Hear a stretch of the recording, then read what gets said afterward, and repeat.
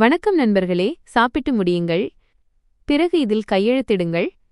நாளை உங்கள் மாமனாரின் நினைவு நாள். அவருடைய புகைப்படத்திற்கு முன்னால் பொய்யான குடும்பம் அமர்ந்திருப்பதை நான் விரும்பவில்லை. ராஜேஸ்வரி அவஸ்தி வெள்ளை காகிதங்களின் கட்டை பித்தளை தட்டுக்கு அருகில் வைத்தார். தட்டில் சுரைக்காய் கூட்டு, 2 காய்ந்த சப்பாத்திகள் மற்றும் பருத்தி கிண்ணம் இருந்தது. அதன் மேல் இப்போது ஆடையின் மெல்லிய அடுக்கு படிந்திருந்தது. லக்னோவின் அலிகஞ்சில் கட்டப்பட்ட அந்த பழைய 2 அடுக்கு வீட்டின் சமையலறையில் மங்கலான வெளிச்சமும் புதிய கோதுமையின் கலந்த வாசனையும் இருந்தது. வெளியே தெருவில் காய்கறி விற்பனையாளரின் குரல் கேட்டுக்கொண்டிருந்தது. ஆனால் உள்ளே ஒரு வீட்டின் மூச்சையே யாரோ நிறுத்தி வைத்தது போல அமைதி நிலவியது. அன்விதா மிஸ்ரா முதலில் காகிதங்களை பார்த்தாள். பிறகு தன் கணவன் நிகில் அவஸ்தியை பார்த்தாள். அவன் முன்னால் அமர்ந்திருந்தான். தலை குனிந்து வலது கைவிரலால் எக்கு கிளாஸில் படிந்திருந்த நீர்த்துளிகளை துடைத்துக் கொண்டிருந்தான். 3 ஆண்டுகளுக்கு முன்பு இதே மனிதன் அவளுடைய கடந்த காலத்தை அவளுக்கு எதிராக ஒருபோதும் பயன்படுத்த மாட்டேன் என்று கூறியிருந்தான். இன்று அவனுடைய கண்கள் தட்டிலிருந்து மேலே உயரவே இல்லை. இது உங்கள் விருப்பமா என்று அன்விதா மிக மென்மையான குரலில் கேட்டாள். அல்லது நிகிலுடையதா? ராஜேஸ்வரி உதடுகளை அழுத்தி, வீட்டின் விருப்பம் வேறாக இருக்க முடியுமா? அம்மாவும் மகனும் கௌரவம் ஒன்றுதான் என்று கூறினாள். அன்விதாவின் பார்வை நிகில் மீது நிலைத்திருந்தது. நீங்கள் படித்துவிட்டீர்களா? நிகில் தொண்டையை செருமிக்கொண்டு வக்கீல் தயார் செய்திருக்கிறார். இது சாதாரண நடைமுறைதான் என்றான். நான் நடைமுறையைப் பற்றி கேட்கவில்லை என்று அன்விதா கூறினாள். நான் கேட்கிறேன், நீங்கள் முடிவு செய்துவிட்டீர்களா? நிகில் முதல் முறையாக அவளை பார்த்தான். ஆனால் அவனுடைய கண்களில் பயம் இல்லை, சோர்வும் குற்ற உணர்ச்சியும் மட்டுமே இருந்தன. அம்மா மிகவும் கவலைப்படுகிறார். ஒவ்வொரு உறவினரும் கேட்கிறார்கள். நான் தினமும் சமாதானப்படுத்துகிறேன். ஆனால் வீட்டின் சூழலை யார் உருவாக்கினார்கள்? அன்விதா இடைமறிக்கவில்லை, இவ்வளவுதான் கேட்டாள். நிகிலின் குரலே தணிந்துவிட்டது. ராஜேஸ்வரி எரிச்சலுடன் அலமாரியை திறந்து உள்ளே இருந்து பழுப்பு நிற உரையை எடுத்தாள். அதன் ஒரு மூலை சாய்வாக கிழிந்திருந்தது மற்றும் மேலே ஒரு தனியார் கிளினிக்கின் முத்திரை இருந்தது. உன்னிடம் நிறைய கேள்விகள் உள்ளன. இதற்கு பதிலை பார். இது டாக்டரின் அறிக்கை. திருமணமாகி 3 ஆண்டுகள் ஆகிவிட்டன. இன்னும் வீட்டில் குழந்தையின் சத்தம் இல்லை. எவ்வளவு காலம் காத்திருப்பது? அன்விதா கையை நீட்டினாள். எனக்கு முழு காகிதத்தையும் கொடுங்கள். ராஜேஸ்வரி உரையிலிருந்து பாதியாக மடிக்கப்பட்ட அறிக்கையை எடுத்து சில வரிகளை மட்டும் காட்டிவிட்டு உடனடியாக திரும்ப இழுத்து கொண்டாள். நீ டாக்டரா என்ன? அதில் என்ன எழுதியிருக்கிறது என்பதை நான் விளக்குகிறேன். உன் உடலில் பிரச்சனை இருக்கிறது. சிகிச்சை நீண்ட காலம் எடுக்கும். அதற்கு எந்த உத்தரவாதமும் இல்லை. அறிக்கை என் பெயரில் இருக்கிறது, அதனால் என்னை வாசிக்க விடுங்கள். மருமகளாக இருந்து கொண்டு உரிமையின் மொழியில் பேசாதே என்று ராஜேஸ்வரியின் குரல் உயர்ந்தது. இது இந்த வீட்டின் வம்சாவளி பற்றிய கேள்வி. உன் உடல் இப்போது உன்னுடைய தனிப்பட்ட விஷயம் மட்டுமல்ல. நிகில் பதற்றத்துடன் நாற்காலியை நகர்த்தினான். அம்மா, சத்தத்தை குறையுங்கள். நீ அமைதியாக இரு என்று ராஜேஸ்வரி அவனை அதட்டினாள். உன்னுடைய இந்த மென்மையான போக்கால்தான் இன்று இந்த நிலை. அன்விதா அந்த அறிக்கையின் மேல் பகுதியில் ஒரு கணம் பார்வையைச் செலுத்தினாள். நோயாளியின் பெயர் தெளிவாகத் தெரியவில்லை. ஆனால் மூலையில் குறிப்பிடப்பட்டிருந்த பதிவு எண் அவளது மனதில் உறுத்தியது. அவள் பரிசோதனைக்குச் சென்றபோது வரவேற்பறையில் அவளுக்கு நீல நிறத்தாள் ஒன்று கொடுக்கப்பட்டதாகவும் அதிலிருந்த எண்ணின் கடைசி பகுதி 37 என்றும் அவளுக்கு நினைவிருந்தது. இங்கே கண்ட எண்ணோ 684 தொடங்கிக் கொண்டிருந்தது. அவள் மீண்டும் கையை நீட்டினாள். ஆனால் ராஜேஸ்வரி காகிதத்தை மடித்து தன் புடவை தலைப்பிற்குள் மறைத்துக் கொண்டாள். நாளை நினைவு நாளை தொடர்ந்து கையெழுத்திட்டுவிடு என்று அவர் குளிர்ந்த குரலில் கூறினார். இன்று எந்த கூச்சலும் எனக்கு தேவையில்லை. அன்விதா தட்டிலிருந்து தன் சப்பாத்தியை எடுத்தாள். ஆனால் ஒரு வாய்க்கூட அவளது தொண்டைக்கு கீழே இறங்கவில்லை. அவள் சப்பாத்தியை திரும்ப வைத்துவிட்டு மெதுவாகச் சொன்னாள், நான் படிக்காமல் எதிலும் கையெழுத்திட மாட்டேன். ராஜேஸ்வரி சிரித்தாள். ஆனால் அந்த சிரிப்பில் எந்த வெப்பமும் இல்லை. நீ படித்து புரிந்து கொள்வதால் என்ன மாறிவிடப் போகிறது? ஒரு பெண்ணின் மிகப்பெரிய அடையாளம் தாய்மையே. மற்றதெல்லாம் புத்தகங்களில் மட்டுமே நன்றாக இருக்கும். அன்று இரவு அன்விதா மேல்தள அறையில் தனியாக அமர்ந்திருந்தாள். கீழே நினைவு நாளுக்கான தயாரிப்பு சத்தங்கள் கேட்டுக்கொண்டே இருந்தன. எங்கோ பித்தளை பாத்திரங்கள் வைக்கப்படும் சத்தம், அரிசி சுத்தம் செய்யும் சலசல என்ற ஓசை கேட்டன. வராந்தாவில் பண்டிதருக்காக ஆசனம் விரிக்கப்பட்டிருந்தது. காலையில் ஹவனம், பிறகு பிராமண போஜனம், மதியம் உறவினர்களுக்கான விருந்து என்று அக்கம் பக்கத்தில் ராஜேஸ்வரி ஏற்கனவே சொல்லிவிட்டிருந்தார். வீட்டின் கௌரவம் எப்போதும் போல தட்டுகளின் எண்ணிக்கை மற்றும் உணவின் வாசனையாலேயே அளவிடப்படவிருந்தது. ஆனால் அந்த வீட்டின் மருமகளின் கௌரவம் எந்தப் பட்டியலிலும் இல்லை. அறையில் நிகிலின் துவைக்கப்படாத சட்டை நாற்காலியில் தொங்கிக் கொண்டிருந்தது. அலமாரியின் ஒரு மூலையில் அன்விதா தன் பிறந்த வீட்டிலிருந்து கொண்டு வந்த மஞ்சள் நூலாலான திருமணத் துப்பட்டா வைக்கப்பட்டிருந்தது. பிறந்த வீடு இப்போது வெறும் ஒரு வார்த்தை மட்டுமே. பெற்றோர் மறைந்த பிறகு அவள் அனுமதியின்றி திரும்பச் செல்லக்கூடிய வீடென்று எதுவும் மிஞ்சவில்லை. அவள் ட்ரங்கை பெட்டியை திறந்தாள். மேலே சில புடவைகள் இருந்தன. அடியில் பள்ளி நாட்களின் நோட்டு புத்தகங்கள், ஒரு மங்கிய புகைப்படம் மற்றும் துணியில் சுற்றப்பட்ட சிறிய டைரி இருந்தது. புகைப்படத்தில் அவள் 10 வயது சிறுமி அம்மாவின் மடியில் முகம் புதைத்திருந்தாள். அவளுடைய தந்தை பின்னால் நின்றிருந்தார்.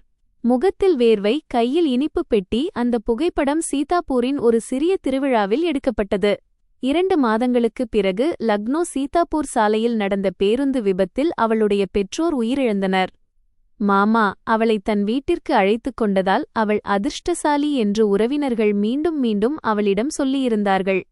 ஆனால் ஒரே நாளில் உலகம் உதிர்ந்து போன ஒரு குழந்தைக்கு அதிர்ஷ்டசாலி என்ற வார்த்தை எவ்வளவு கொடூரமானது என்பதை யாரும் கேட்கவில்லை. மாமாவின் வீடு சின்னதாக இருந்தது. ஆனால் அங்கு இடத்திற்கு பற்றாக்குறை இருக்கவில்லை, அன்புதான் பற்றாக்குறையாக இருந்தது. அத்தை சொல்வாள், நாங்கள் உன்னை படிக்க வைக்கிறோம், சோறு போடுகிறோம், அதற்கு பதிலாக வீட்டு வேலைகளில் உதவி செய். அன்விதா காலையில் பள்ளிக்குச் செல்லும் முன் வீடு பெருக்குவாள், தண்ணீர் பிடிப்பாள், காய்கறிகளை நறுக்குவாள். பிறகு பேருந்தை பிடித்து பள்ளிக்குச் செல்வாள். அவள் ஒருபோதும் புகார் செய்ததில்லை. அமைதியாக இருந்தால்தான் அவர்கள் தன்னை ஒரு சுமையாக கருத மாட்டார்கள் என்று அவள் நினைத்தாள். 12ஆம் வகுப்பு படிக்கும்போது பள்ளிக் கட்டணத்திற்காக சேர்த்து வைத்திருந்த 10,000 ரூபாய் காணாமல் போனது. அத்தை நேரடியாக அன்விதா மீது குற்றம் சாட்டினாள். அலமாரிச் சாவி அத்தையிடம் மட்டுமே இருந்தபோதிலும் முழு வீடும் அவளுடைய பை, புத்தகங்கள் மற்றும் படுக்கையை தேடத் தொடங்கினர். கடைசியில் அந்த பணம் மாமாவின் மகனின் அறையிலிருந்து கிடைத்தது. அவன் தன் நண்பர்களுடன் மொபைல் போன் வாங்குவதற்காக அந்த பணத்தை திருடி மறைத்து வைத்திருந்தான். ஆனால் அத்தை இந்த விஷயத்தை வெளியே தெரியவிடவில்லை. அவள் மகனை ஒரு அறை விட்டாள். பிறகு அன்விடாவிடம், வீட்டு விஷயம் வீட்டுக்குள்ளேயே இருக்கட்டும், நீயும் ஒன்றும் பால் தெளித்த சுத்தமானவள் கிடையாது, உன்னால்தான் நாங்கள் அவமானப்பட வேண்டியிருந்தது என்று கூறிவிட்டாள். அன்றுதான் அன்விதா புரிந்து கொண்டாள், உண்மை கிடைத்துவிட்டதால் மட்டும் அவமானம் எப்போதும் முடிந்துவிடாது என்று. சில நேரங்களில் குடும்பத்தினர் உண்மையைச் சொல்லியும் யாருக்கு எதிர்ப்பு தெரிவிக்கும் சக்தி இல்லையோ அவர்கள் மீதே பழியை போட்டு விடுவார்கள். 12ஆம் வகுப்புக்குப் பிறகு அவள் மாமாவின் வீட்டை விட்டு வெளியேற முடிவு செய்தாள். லக்னோவில் உள்ள ஒரு பெண்கள் விடுதியில் இடம் பிடித்தாள். தையல் வேலை கற்றுக்கொண்டாள். பிறகு கோமதி நகரில் உள்ள ஒரு தனியார் பள்ளியின் சமையலறையில் வேலை செய்யத் தொடங்கினாள். குழந்தைகளுக்காக கிச்சடி, பருப்பு, சாதம் மற்றும் காய்கறி சமைக்கும்போது தன் கைகளால் செய்யும் வேலை மற்றொருவருக்கு பயனுள்ளதாக இருப்பதையும் அது தனக்கு ஒரு கௌரவத்தை தருவதையும் முதன்முறையாக உணர்ந்தாள். குழந்தைகளுக்குச் சாப்பாடு பிடித்திருந்தால் அவர்கள் கிண்ணத்தை நீட்டி, அன்விதா அக்கா இன்னும் கொஞ்சம் கொடுங்கள் என்பார்கள். அவள் புன்னகைப்பாள். யாரும் அவளிடம் அவளுடைய பெற்றோர், வரதட்சணை அல்லது கடந்த காலத்தைப் பற்றி கணக்கு கேட்டதில்லை. நிகிலை அவள் அதே பள்ளியில்தான் சந்தித்தாள். பள்ளி ஊழியர்களின் வங்கிக் கணக்குகளை தொடங்குவதற்காக அவன் வங்கிப் பணியாளராக வந்திருந்தான். மற்ற ஊழியர்கள் படிவம் நிரப்பும்போது பயந்து கொண்டிருந்தனர். நிகில் அனைவருக்கும் அமைதியான குரலில் விளக்கிக் கொண்டிருந்தான். அன்விதாவின் முறை வந்தபோது நிரந்தர முகவரி எழுத வேண்டிய கட்டம் காலியாக இருப்பதை கவனித்தான். உன் பிறந்த வீட்டு முகவரியை எழுது என்று நிகில் கூறினான். அன்விதா பேனாவை நிறுத்தினாள். அங்கு இப்போது எனக்கு யாருமில்லை. நிகில் அவளை பார்த்தான். ஆனால் இரக்கம் காட்டாமல், விடுதியின் தற்போதைய முகவரியை எழுதலாம், பிறகு மாற்றிக்கொள்ளலாம் என்று மாற்று வழியை கூறினான். இந்த சிறிய விஷயம்தான் அன்விதாவின் மனதில் பதிந்தது. அவன் அவளுடைய தனிமையை ஒரு வேடிக்கை பொருளாக மாற்றவில்லை, மாறாக ஒரு தீர்வை கொடுத்தான். சில வாரங்களுக்குப் பிறகு வங்கி ஊழியர்கள் பள்ளியின் ஆண்டு விழாவிற்கு வந்திருந்தனர். அன்விதா சமையலறையில் உணவு பரிமாறிக் கொண்டிருந்தாள். ஒரு ஆசிரியர் சிரித்துக்கொண்டே, இவளுக்கு வங்கி வேலையை கொடுத்தாலும் அவள் பருப்பில் தாளித்துக் கொண்டுதான் இருப்பாள் என்று கேலி செய்தார். மக்கள் சிரிக்கட்டும் என்று தட்டை வாங்கியபடி நிகில் சொன்னான். குறைந்தது இவளுடைய வேலை மக்களின் பசியை போக்குகிறது. காகிதங்களில் வாய் வைப்பதை விட இது மிகவும் பயனுள்ளது. அன்றுதான் முதல் முறையாக அன்விதா அவனை உற்று பார்த்தாள். நிகில் சாதாரணமானவன். ஆனால் ஆண்கள் தங்கள் நற்பெயரை நிரூபிக்கச் செய்யும் அந்த சத்தம் அவனது குரலில் இல்லை. அவன் அவளை துரத்தவில்லை, அவளது பலவீனங்களை சாதகமாக்கிக் கொள்ளவும் இல்லை. மெல்ல மெல்ல இருவருக்கும் இடையே பேச்சுவார்த்தை அதிகரித்தது. சில சமயம் வங்கியிலிருந்து திரும்பும்போது அவன் பள்ளியின் வெளியே தேநீர் அருந்துவான். சில சமயம் அன்விதா அவனுக்காக மிஞ்சியிருந்த பாசிப்பருப்பு குழம்பை பொட்டலம் கட்டிக் கொடுப்பாள். நிகில் வேடிக்கையாக, உன் பருப்பு குழம்பின் சுவைக்கு முன்னால் என் அம்மா செய்யும் பருப்பு குழம்பு கூட எனக்கு அத்தனை சுவையாகத் தெரிவதில்லை என்பான். அன்விதா சிரிப்பாள், ஆனால் உள்ளுக்குள் எங்கோ ஒரு பயமும் இருந்தது. வீடு, குடும்பம், நம்பிக்கை, இந்த 3 வார்த்தைகளும் அவளை ஈர்த்தன, அதே சமயம் பயமுறுத்தின. நிகில் திருமணத்தை பற்றி பேசியபோது அன்விதா தன் கடந்த காலத்தின் ஒவ்வொரு விஷயத்தையும் அவனிடம் சொல்லிவிட்டாள். என்னால் வரதட்சணை கொடுக்க முடியாது. எனக்கு பிறந்த வீட்டின் சொத்து கிடையாது. எனக்கு பின்னால் நிற்கக்கூடிய சகோதரனும் இல்லை. நான் உழைக்க மட்டுமே முடியும் என்றாள். நிகில் அவள் கையை பிடித்துச் சொன்னான், எனக்கு வீட்டை அலங்கரிக்கும் மனைவி தேவையில்லை. என்னுடன் துணை நிற்கும் மனிதர் தேவை. உன்னை உன் கடந்த காலத்தை வைத்து யாராவது சிறுமைப்படுத்தினால் அவர்களுக்கு எதிராக நான் நிற்பேன். அன்விதா அந்த வாக்கியத்தையே தன் வாழ்வின் புதிய ஆதாரமாக ஆக்கிக் கொண்டாள். இந்த திருமணம் ராஜேஸ்வரிக்கு ஒருபோதும் முழுமையாக ஏற்கத்தக்கதாக இருக்கவில்லை. நிகில் ஒரு முடிவில் உறுதியாக நின்றதால் அவரால் வெளிப்படையாக எதிர்க்க முடியவில்லை. உறவினர்களிடம் அந்த பெண் நல்ல பண்புடையவள், நன்றாக சமைக்கிறாள், அதிக எதிர்பார்ப்பு இல்லாதவள் என்று அவர் சொன்னார். ஆனால் தனிமையில் அவர் அன்விதாவிடம் கேட்ட முதல் கேள்வி இதுதான். உங்கள் குடும்பத்தில் யாருக்காவது குழந்தை பிறப்பதில் பிரச்சனை இருந்ததா? அன்விதா திடுக்கிட்டு எனக்கு தெரியாது என்று சொன்னாள். ராஜேஸ்வரி பெருமூச்சு விட்டார். அனாதை பெண்ணின் பிரச்சனையே இதுதான். வம்சாவளி பற்றிய விவரங்கள் தெரியாது. பேச்சை மாற்றும் வகையில் நிகில் அதே நேரத்தில் அம்மாவைத் தடுத்தான். அம்மா, அப்படி பேசாதீர்கள். ராஜேஸ்வரி அமைதியானார். ஆனால் அவரது முகத்தில் இருந்த பாவத்தை அன்விதாவால் மறக்க முடியவில்லை. திருமணத்திற்குப் பிறகு ஆரம்ப மாதங்களில் நிகில் உண்மையிலேயே அவளுக்கு ஆதரவாக இருந்தான். காலை 5 மணிக்கு எழுந்து மாவு பிசையச் சொல்லி ராஜேஸ்வரி கூறும்போது சில சமயம் அவன் அமைதியாக எழுந்துதானே தேநீர் தயாரிப்பான். உறவினர்கள் எப்போது நற்செய்தி சொல்லப் போகிறாய் என்று கேட்கும்போது அவன் பேச்சை மாற்றிவிடுவான். ஆனால் காலப்போக்கில் அவனது எதிர்த்து நிற்கும் சக்தி குறையத் தொடங்கியது. வீட்டில் அன்றாடம் நடக்கும் வாக்குவாதங்களை தவிர்ப்பதற்காக அவன் அமைதியாக இருக்க கற்றுக்கொண்டான். அவனது அந்த அமைதியே மெல்ல மெல்ல ராஜேஸ்வரியின் மிகப்பெரிய பலமாக மாறியது.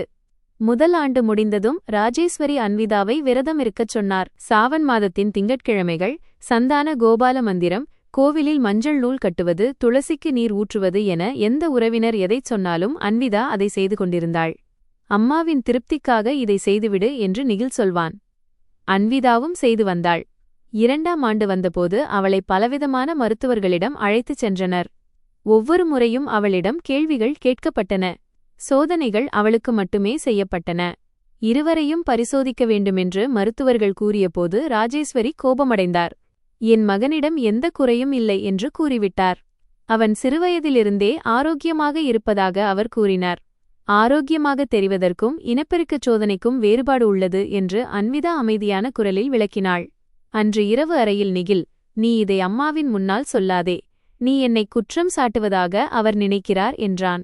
நான் குற்றம் சாட்டவில்லை, இருவரையும் பரிசோதிக்க வேண்டும் என்றுதான் சொல்கிறேன் என்றாள் அன்விதா. கொஞ்சம் காலம் கொடு என்று நிகில் கூறினான். அந்த கொஞ்சம் காலம் மாதங்களாக நீடித்தது.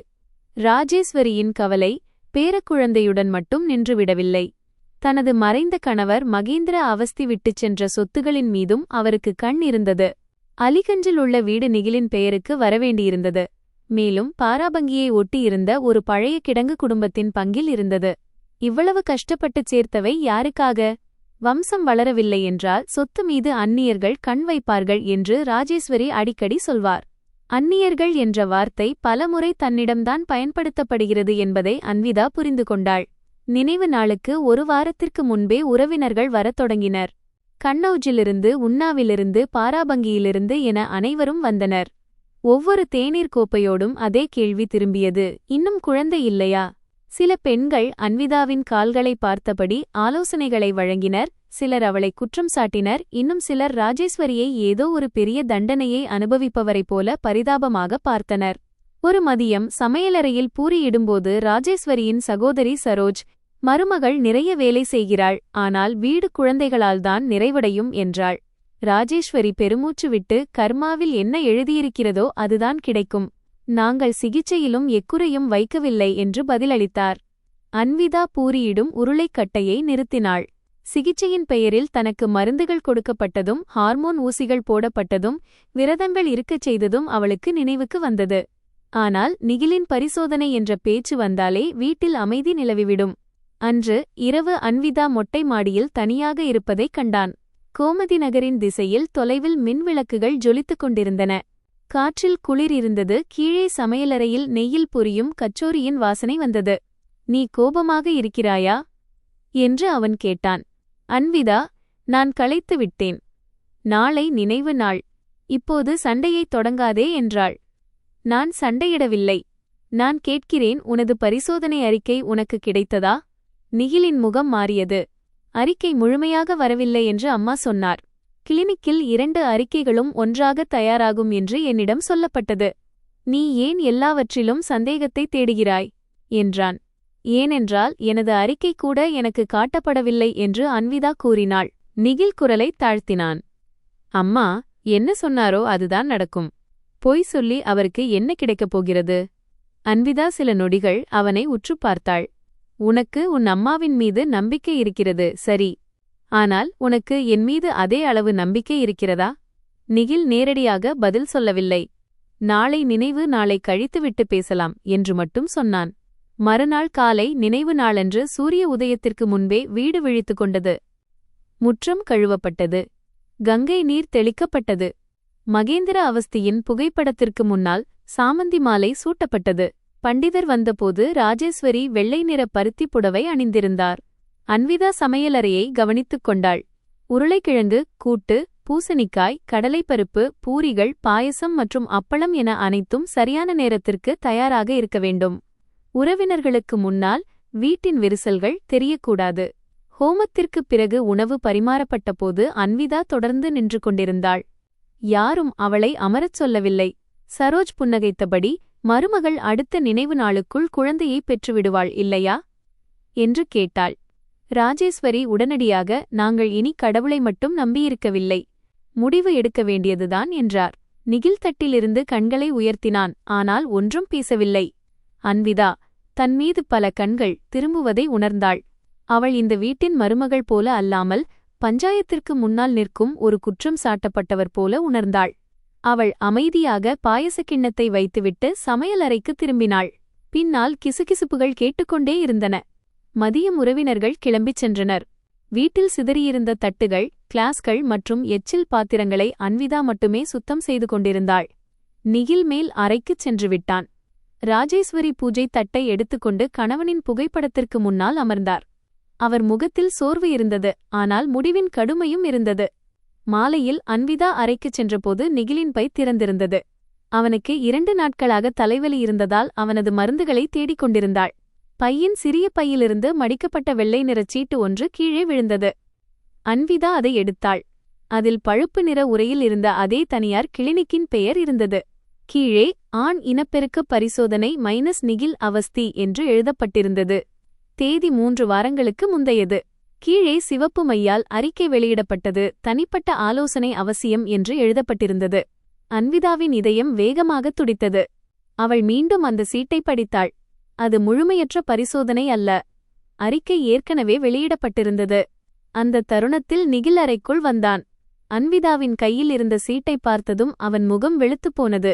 இது என்ன என்று அன்விதா கேட்டாள். நிகில் உடனடியாக அதை பிடுங்க முயன்றான். இது உனக்கு எங்கே கிடைத்தது? உன் பையில். அறிக்கை ஏற்கனவே வெளியிடப்பட்டுவிட்டது. அறிக்கை வரவில்லை என்று நீ சொன்னாயே. எனக்குத் தெரியாது. அம்மா கிளினிக்கிற்குச் சென்றிருந்தார். நீ அவரிடம் கேட்கவில்லையா? தொழில்நுட்ப ரீதியாக ஏதோ தவறு என்று அவர் சொன்னார். என்ன தவறு? நிகில் மௌனமாக இருந்தான். அன்விதா அந்தச் சீட்டை அவனை நோக்கி நீட்டினாள். உன் அறிக்கையின் உண்மை உனக்குத் தெரியுமா? இல்லை, எனக்கு எதுவும் தெரியாது என்று அவன் அவசரமாகச் சொன்னான். என் கண்களை பார்த்துச் சொல்.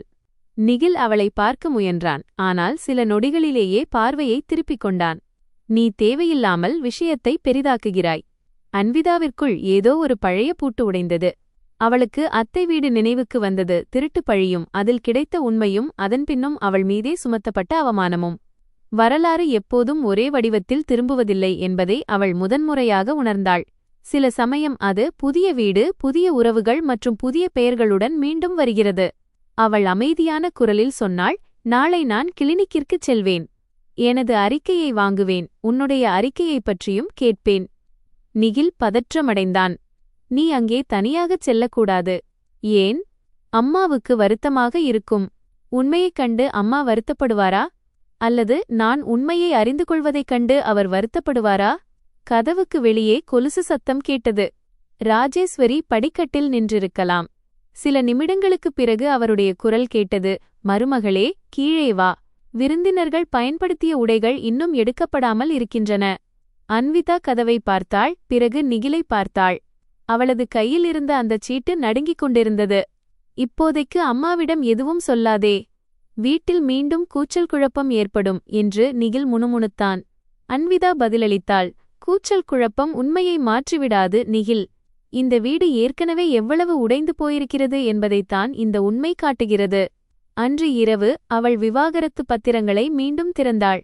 முதன்முறையாக ஒவ்வொரு வரியையும் கவனமாக படித்தாள். அதில் இரு தரப்பினரும் பரஸ்பர சம்மதத்துடன் பிரிந்து செல்ல விரும்புவதாகவும் எவ்வித பொருளாதார கோரிக்கையும் இல்லை என்றும் எதிர்காலத்தில் குடும்பச் சொத்துக்களின் மீது மனைவி எந்த உரிமையும் கோரமாட்டாள் என்றும் எழுதப்பட்டிருந்தது. அன்விதா பேனாவை எடுத்தாள், ஆனால் கையெழுத்திடவில்லை. காகிதத்தை மடித்து தன் ட்ரங்க் பெட்டியில் வைத்துவிட்டு கிளினிக் சீட்டை தனது டைரிக்குள் மறைத்து வைத்தாள். கீழே பூஜை அறையில் ராஜேஸ்வரி அந்த பழுப்பு நிற உரையை பிரித்தார். உள்ளே 2 அறிக்கைகள் இருந்தன. ஒன்றில் அன்விதாவின் பெயர் இருந்தது, அதில் முடிவு சாதாரணமானது என்று இருந்தது. மற்றொன்றில் நிகிலின் பெயர் இருந்தது, அதில் அவனது இனப்பெருக்கச் சுட்டெண் மிகவும் குறைவாக இருப்பதும் மேற்கொண்டு சிகிச்சை தேவை என்பதும் தெளிவாக எழுதப்பட்டிருந்தது. ராஜேஸ்வரி நடுங்கும் கைகளால் நிகிலின் அறிக்கையில் முடிவு இருந்த பகுதியை மடித்தார். பிறகு கத்தரிக்கோலால் அதை வெட்டி எடுத்தார். காகிதத்தின் அந்த சிறிய துண்டை மகேந்திர அவஸ்தியின் பழைய காப்பீட்டுப் பத்திரங்களுக்கு அடியில் மறைத்து வைத்தார். சுவரில் இருந்த கடிகாரம் 11 மணியைக் காட்டியது.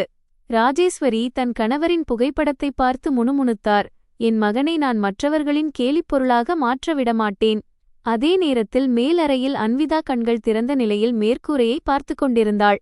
அவளுக்கு இன்னும் முழு உண்மை தெரியாது. ஆனால் அவளிடமிருந்து ஒரு அறிக்கை மட்டும் மறைக்கப்படவில்லை என்பது அவளுக்கு புரிந்துவிட்டது. யாரோ ஒருவன் அவளது உடல், அவளது திருமணம் மற்றும் அவளது எதிர்காலத்தை பற்றிய கதையை அவளுக்கு தெரியாமலேயே எழுதிக் கொண்டிருந்தான். இந்த முறை அமைதியாக இருந்து வேறு யாரையும் தனது கதையின் முடிவை தீர்மானிக்க விடப்போவதில்லை என்று அவள் உறுதியாக இருந்தாள். மறுநாள் காலை சூரியன் உதிப்பதற்கு முன்பே அன்விதா எழுந்துவிட்டாள். கீழே முற்றத்தில் இன்னும் இருட்டாக இருந்தது. துளசி மாடத்திற்கு அருகில் இருந்த விளக்கு இரவிலேயே அணைந்து போயிருந்தது. சமையலறையில் முந்தைய நாள் நினைவு நாளின் எஞ்சிய பாத்திரங்களிலிருந்து நெய் மற்றும் மசாலாவின் லேசான வாசனை வந்து கொண்டிருந்தது. வழக்கம் போல அவள் தேநீர் தயாரிக்க அடுப்பை பற்ற வைத்தாள். திடீரென அவள் கைகள் நின்றுவிட்டன. அவள் செய்து கொண்டிருப்பது கடமையல்ல, வெறும் பழக்கம் மட்டுமே என்பதை முதன்முறையாக உணர்ந்தாள். அவள் எரிவாயுவை அணைத்துவிட்டாள். சில நிமிடங்களுக்குப் பிறகு ராஜேஸ்வரி சமையலறைக்கு வந்தார். தேநீர் தயாரிக்காமல் அன்விதா நிற்பதைக் கண்டதும் அவர் நெற்றியை சுருக்கினார். தேநீர் தயாரிக்கவில்லையா? இன்று நான் கிளினிக்கிற்குச் செல்ல வேண்டும். ராஜேஸ்வரியின் கண்கள் ஒரு கணம் விரிந்தன. ஆனால் உடனடியாக தன் முகத்தை இயல்பு நிலைக்கு கொண்டு வந்தார். யார் சொன்னது? எனக்கு எனது மருத்துவ அறிக்கை வேண்டும். தெரிந்து கொள்ள வேண்டியதை நீங்கள் சொல்லிவிட்டீர்கள். நீங்கள் சொன்னதைத்தான் நான் கேட்டேன், மருத்துவர் சொன்னதை கேட்கவில்லை. ராஜேஸ்வரி சத்தமாக நிகிலை அழைத்தார். அவன் படிக்கட்டுகளில் இறங்கி வந்தான். அவனது தலைமுடி கலைந்திருந்தது. அன்விதா அவனது முகத்தை பார்த்தாள். முந்தைய இரவைப் போலவே அவனிடம் அதே பதற்றம் இருந்தது. எந்த கேள்வியும் இன்றியெல்லாம் பழையபடி ஆகிவிட வேண்டும் என்று அவன் விரும்புவது போல இருந்தது. ராஜேஸ்வரி சொன்னார், உன் மனைவியிடம் சொல். அதிகாலையிலேயே வீட்டின் கௌரவத்தை சுமந்து கொண்டு சந்தைக்குச் செல்ல தயாராகிறாள்.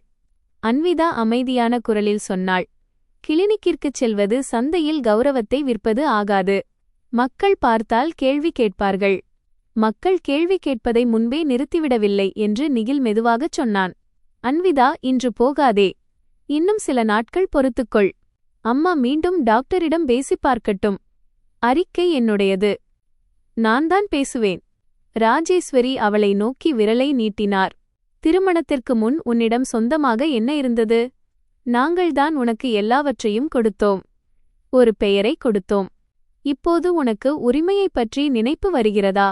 அன்விதாவின் முகத்தில் கோபம் இல்லை. அவளது குரல் இன்னும் உறுதியானது. நீங்கள் எனக்கு பெயரை தரவில்லை. நான் திருமணம் செய்து கொண்டேன்.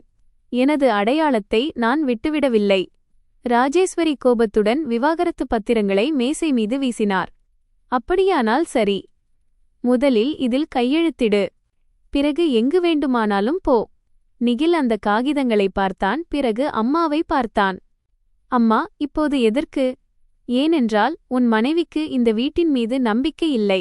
கணவன் மற்றும் மாமியாரின் பேச்சை கேட்காமல் வெளியில் இருப்பவர்களிடம் ஓடும் பெண் இந்த வீட்டிற்கு எதற்கு? அன்விதா காகிதங்களை எடுத்தாள். இதை நான் படித்துவிட்டேன். இரு தரப்பினரின் விருப்பத்தின் பேரில் பிரிவு நடப்பதாக இதில் எழுதப்பட்டுள்ளது. இது பொய். நிகில் சங்கடத்துடன் அப்படியானால் வாசகங்களை மாற்றச் சொல்லிவிடலாம் என்றான். வாசகங்களை மாற்றுவதால் காரணங்கள் மாறிவிடாது. ராஜேஸ்வரி எகத்தாளத்துடன் கேட்டார். காரணம் என்ன? அன்விதா அவர் கண்களை நேராக பார்த்துச் சொன்னாள். காரணம் இதுதான். இந்த வீட்டில் யாருக்கும் உண்மை தேவைப்படவில்லை. குழந்தை மட்டும்தான் தேவைப்படுகிறது. அந்த கணம் அறையில் அமைதி நிலவியது. நிகிலின் முகத்தில் அடிபட்டது போன்ற உணர்வு தெரிந்தது. ஆனாலும் அவன் தன் மனைவியின் பக்கம் நிற்கவில்லை. இன்று மாலை குடும்பத்தைச் சேர்ந்த 4 பேர் வருவார்கள். அவர்களுக்கு முன்னால் பேச்சுவார்த்தை நடக்கும். அப்போது யாரும் நாங்கள் உனக்கு அநீதி இழைத்துவிட்டோம் என்று சொல்ல முடியாது என்றார் ராஜேஸ்வரி. மாலை வரவேற்பறையில் கூடுதல் பிளாஸ்டிக் நாற்காலிகள் போடப்பட்டன. ராஜேஸ்வரியின் சகோதரி சரோஜ், அவருடைய மூத்த மைத்துனர் ஓம் பிரகாஷ், ஒரு உறவினர் மற்றும் குடும்பத்தின் வழக்கறிஞர் வந்திருந்தனர். நடுவிலிருந்த மேசையின் மீது தேநீர், தின்பண்டங்கள் மற்றும் மத்தரி வைக்கப்பட்டிருந்தன. ஒரு குடும்பப் பிரச்சினையை தீர்க்க கூடினாலும் அது ஏற்கனவே தீர்ப்பெழுதப்பட்ட நீதிமன்றம் போலவே இருந்தது. வழக்கறிஞர் காகிதங்களை புரட்டிக்கொண்டே, பரஸ்பர சம்மதத்துடன் விவாகரத்து அமைதியாக முடிந்துவிட்டால் இரு தரப்பிற்கும் நல்லது என்றார். எனது தரப்பிலிருந்து யாரிடமாவது பேசினீர்களா என்று அன்விதா கேட்டாள். வழக்கறிஞர் கண்ணாடியை சரிசெய்துவிட்டு குடும்பத்தினர் நிலைமையை விளக்கிவிட்டார்கள் என்றார். அப்படியானால் நீங்கள் ஒரு தரப்பின் கதையை மட்டும்தான் கேட்டிருக்கிறீர்கள் என்றாள் அன்விதா. இங்கே அந்நியர்கள் யாரும் இல்லை என்றார் ராஜேஸ்வரி. எனது தரப்பை சொல்லாமலே நான் எப்படி இந்த குடும்பத்தின் ஒரு பகுதியாக இருக்க முடியும் என்று அன்விதா திருப்பிக் கேட்டாள். ஓம் பிரகாஷ் சமாதானப்படுத்தும் தொனியில், மகளே, பெரிய வீடுகளில் சில விஷயங்கள் விட்டுக்கொடுத்துதான் நடக்க வேண்டும். உனக்கு குழந்தை பிறப்பதில் பிரச்சனை இருந்தால் நீயும் ஒரு புதிய வாழ்க்கையை தொடங்கிவிடலாமே என்றார். நிகில், எந்த மருத்துவர் என்னிடம் பிரச்சனை என்று சொன்னார்? அனைவருடைய பார்வையும் ராஜேஸ்வரி மீது விழுந்தது. அவர் தயக்கமே இன்றி, எங்களிடம் அறிக்கை இருக்கிறது என்றார். முழு அறிக்கையையும் காட்டுங்கள். ராஜேஸ்வரியின் முகம் இறுகியது. உனக்கு எங்கள் மீது நம்பிக்கை இல்லையா? நம்பிக்கையை கேட்டுப் பெற முடியாது, அதை சம்பாதிக்க வேண்டும் என்றாள் அன்விதா. நிகில் மெதுவாக, அன்விதா, பிரச்சனையை பெரிதாக்காதே என்றான். அன்விதா அவனை நோக்கித் திரும்பினாள். உன் அறிக்கையை காட்டு. விஷயம் இப்போதே முடிந்துவிடும். நிகிலின் உதடுகள் துடித்தன. ஆனால் அவன் ஒன்றும் பேசவில்லை. அவனது மௌனம் அவள் கேட்பதற்கு அஞ்சிய அந்த பதிலை விட அவளுக்கு அதிக வலியை தந்தது. ராஜேஸ்வரி மேசையை ஓங்கித் தட்டினார். என் மகனை குற்றவாளியைப் போல கூண்டில் நிறுத்தப் பார்க்கிறாயா? அவனை என்னுடன் சேர்ந்து நிற்கத்தான் நான் கூறுகிறேன் என்றாள் அன்விதா. ஆனால் நிகில் அங்கேயே அமர்ந்திருந்தான். இறுதியாக அன்விதா சொன்னாள், நான் விவாகரத்திற்கு பயப்படவில்லை. ஆனால் பொய்க்காரணங்களுக்காகவும் சொத்துரிமையை துறக்கும் நிபந்தனைக்காகவும் நான் கையெழுத்திட மாட்டேன். என்னுடைய சட்டப்பூர்வ உரிமைகளை மற்றவர்களின் அகந்தையின் அடிப்படையில் நான் விட்டுக் கொடுக்கப் போவதில்லை. குடும்பத்தினர் சங்கடமடைந்தனர். அன்விதா அழுவாள், காலில் விழுவாள் அல்லது பயப்படுவாள் என்று அவர்கள் எதிர்பார்த்தனர். ஆனால் அவளது அமைதியே அவர்களுக்கு பெரும் அசௌகரியத்தை தந்தது. வழக்கறிஞர் காகிதங்களை ஓரங்கட்டிவிட்டு, சரி, புதிய வரைவு தயாரிக்கப்படும். சொத்துக்கள் மற்றும் தனிப்பட்ட ஆவணங்களின் பட்டியலும் தயார் செய்யப்படும் என்றார். அதற்கு ஏன் பட்டியல்? இந்த வீடு என் கணவருடையது என்று ராஜேஸ்வரி கோபமாக கத்தினார். அன்விதா அமைதியாக பதிலளித்தாள், எனக்கு உங்கள் வீடு தேவையில்லை. எனக்கு எனது ஆவணங்கள், எனது நகைகள், எனது சேமிப்பு மற்றும் எனது கௌரவம் மட்டுமே வேண்டும். நிகில் முதன்முறையாக சற்று உரத்த குரலில், உன் கௌரவத்தை யாரும் தடுக்கவில்லை என்றான். அன்விதா அவனை பார்த்தாள். என்னுடைய ஆதார் கார்டு நகல், பான் கார்டு, வங்கி புத்தகம் மற்றும் பள்ளிவேலை ஆவணங்கள் அனைத்தும் உங்கள் அம்மாவின் இரும்பு பெட்டியில் இருக்கின்றன. வீட்டு மருமகள்களின் ஆவணங்கள் வீட்டிலேயே பாதுகாப்பாகத்தான் இருக்கும் என்று ராஜேஸ்வரி சொன்னார். மருமகள்களை கட்டுப்படுத்துவதற்காகவா? ஓம் பிரகாஷும் அவர்களை பாதுகாக்க முயன்றார். காகிதங்களை கொடுத்துவிடு. சிறிய விஷயத்தை பெரிதாக்காதே. ராஜேஸ்வரி வேறு வழியின்றி அறையிலிருந்து வெளியே சென்று சிறிது நேரம் கழித்து சிவப்பு துணியால் சுற்றப்பட்ட ஒரு கோப்புடன் திரும்பினார். அன்விதா ஒவ்வொரு காகிதமாக பார்த்தாள். ஆதார் கார்டு, பான் கார்டு, வங்கி புத்தகம், திருமணச் சான்றிதழ், பள்ளியின் அனுபவச் சான்றிதழ் மற்றும் 2 மருத்துவச் சீட்டுகள் இருந்தன.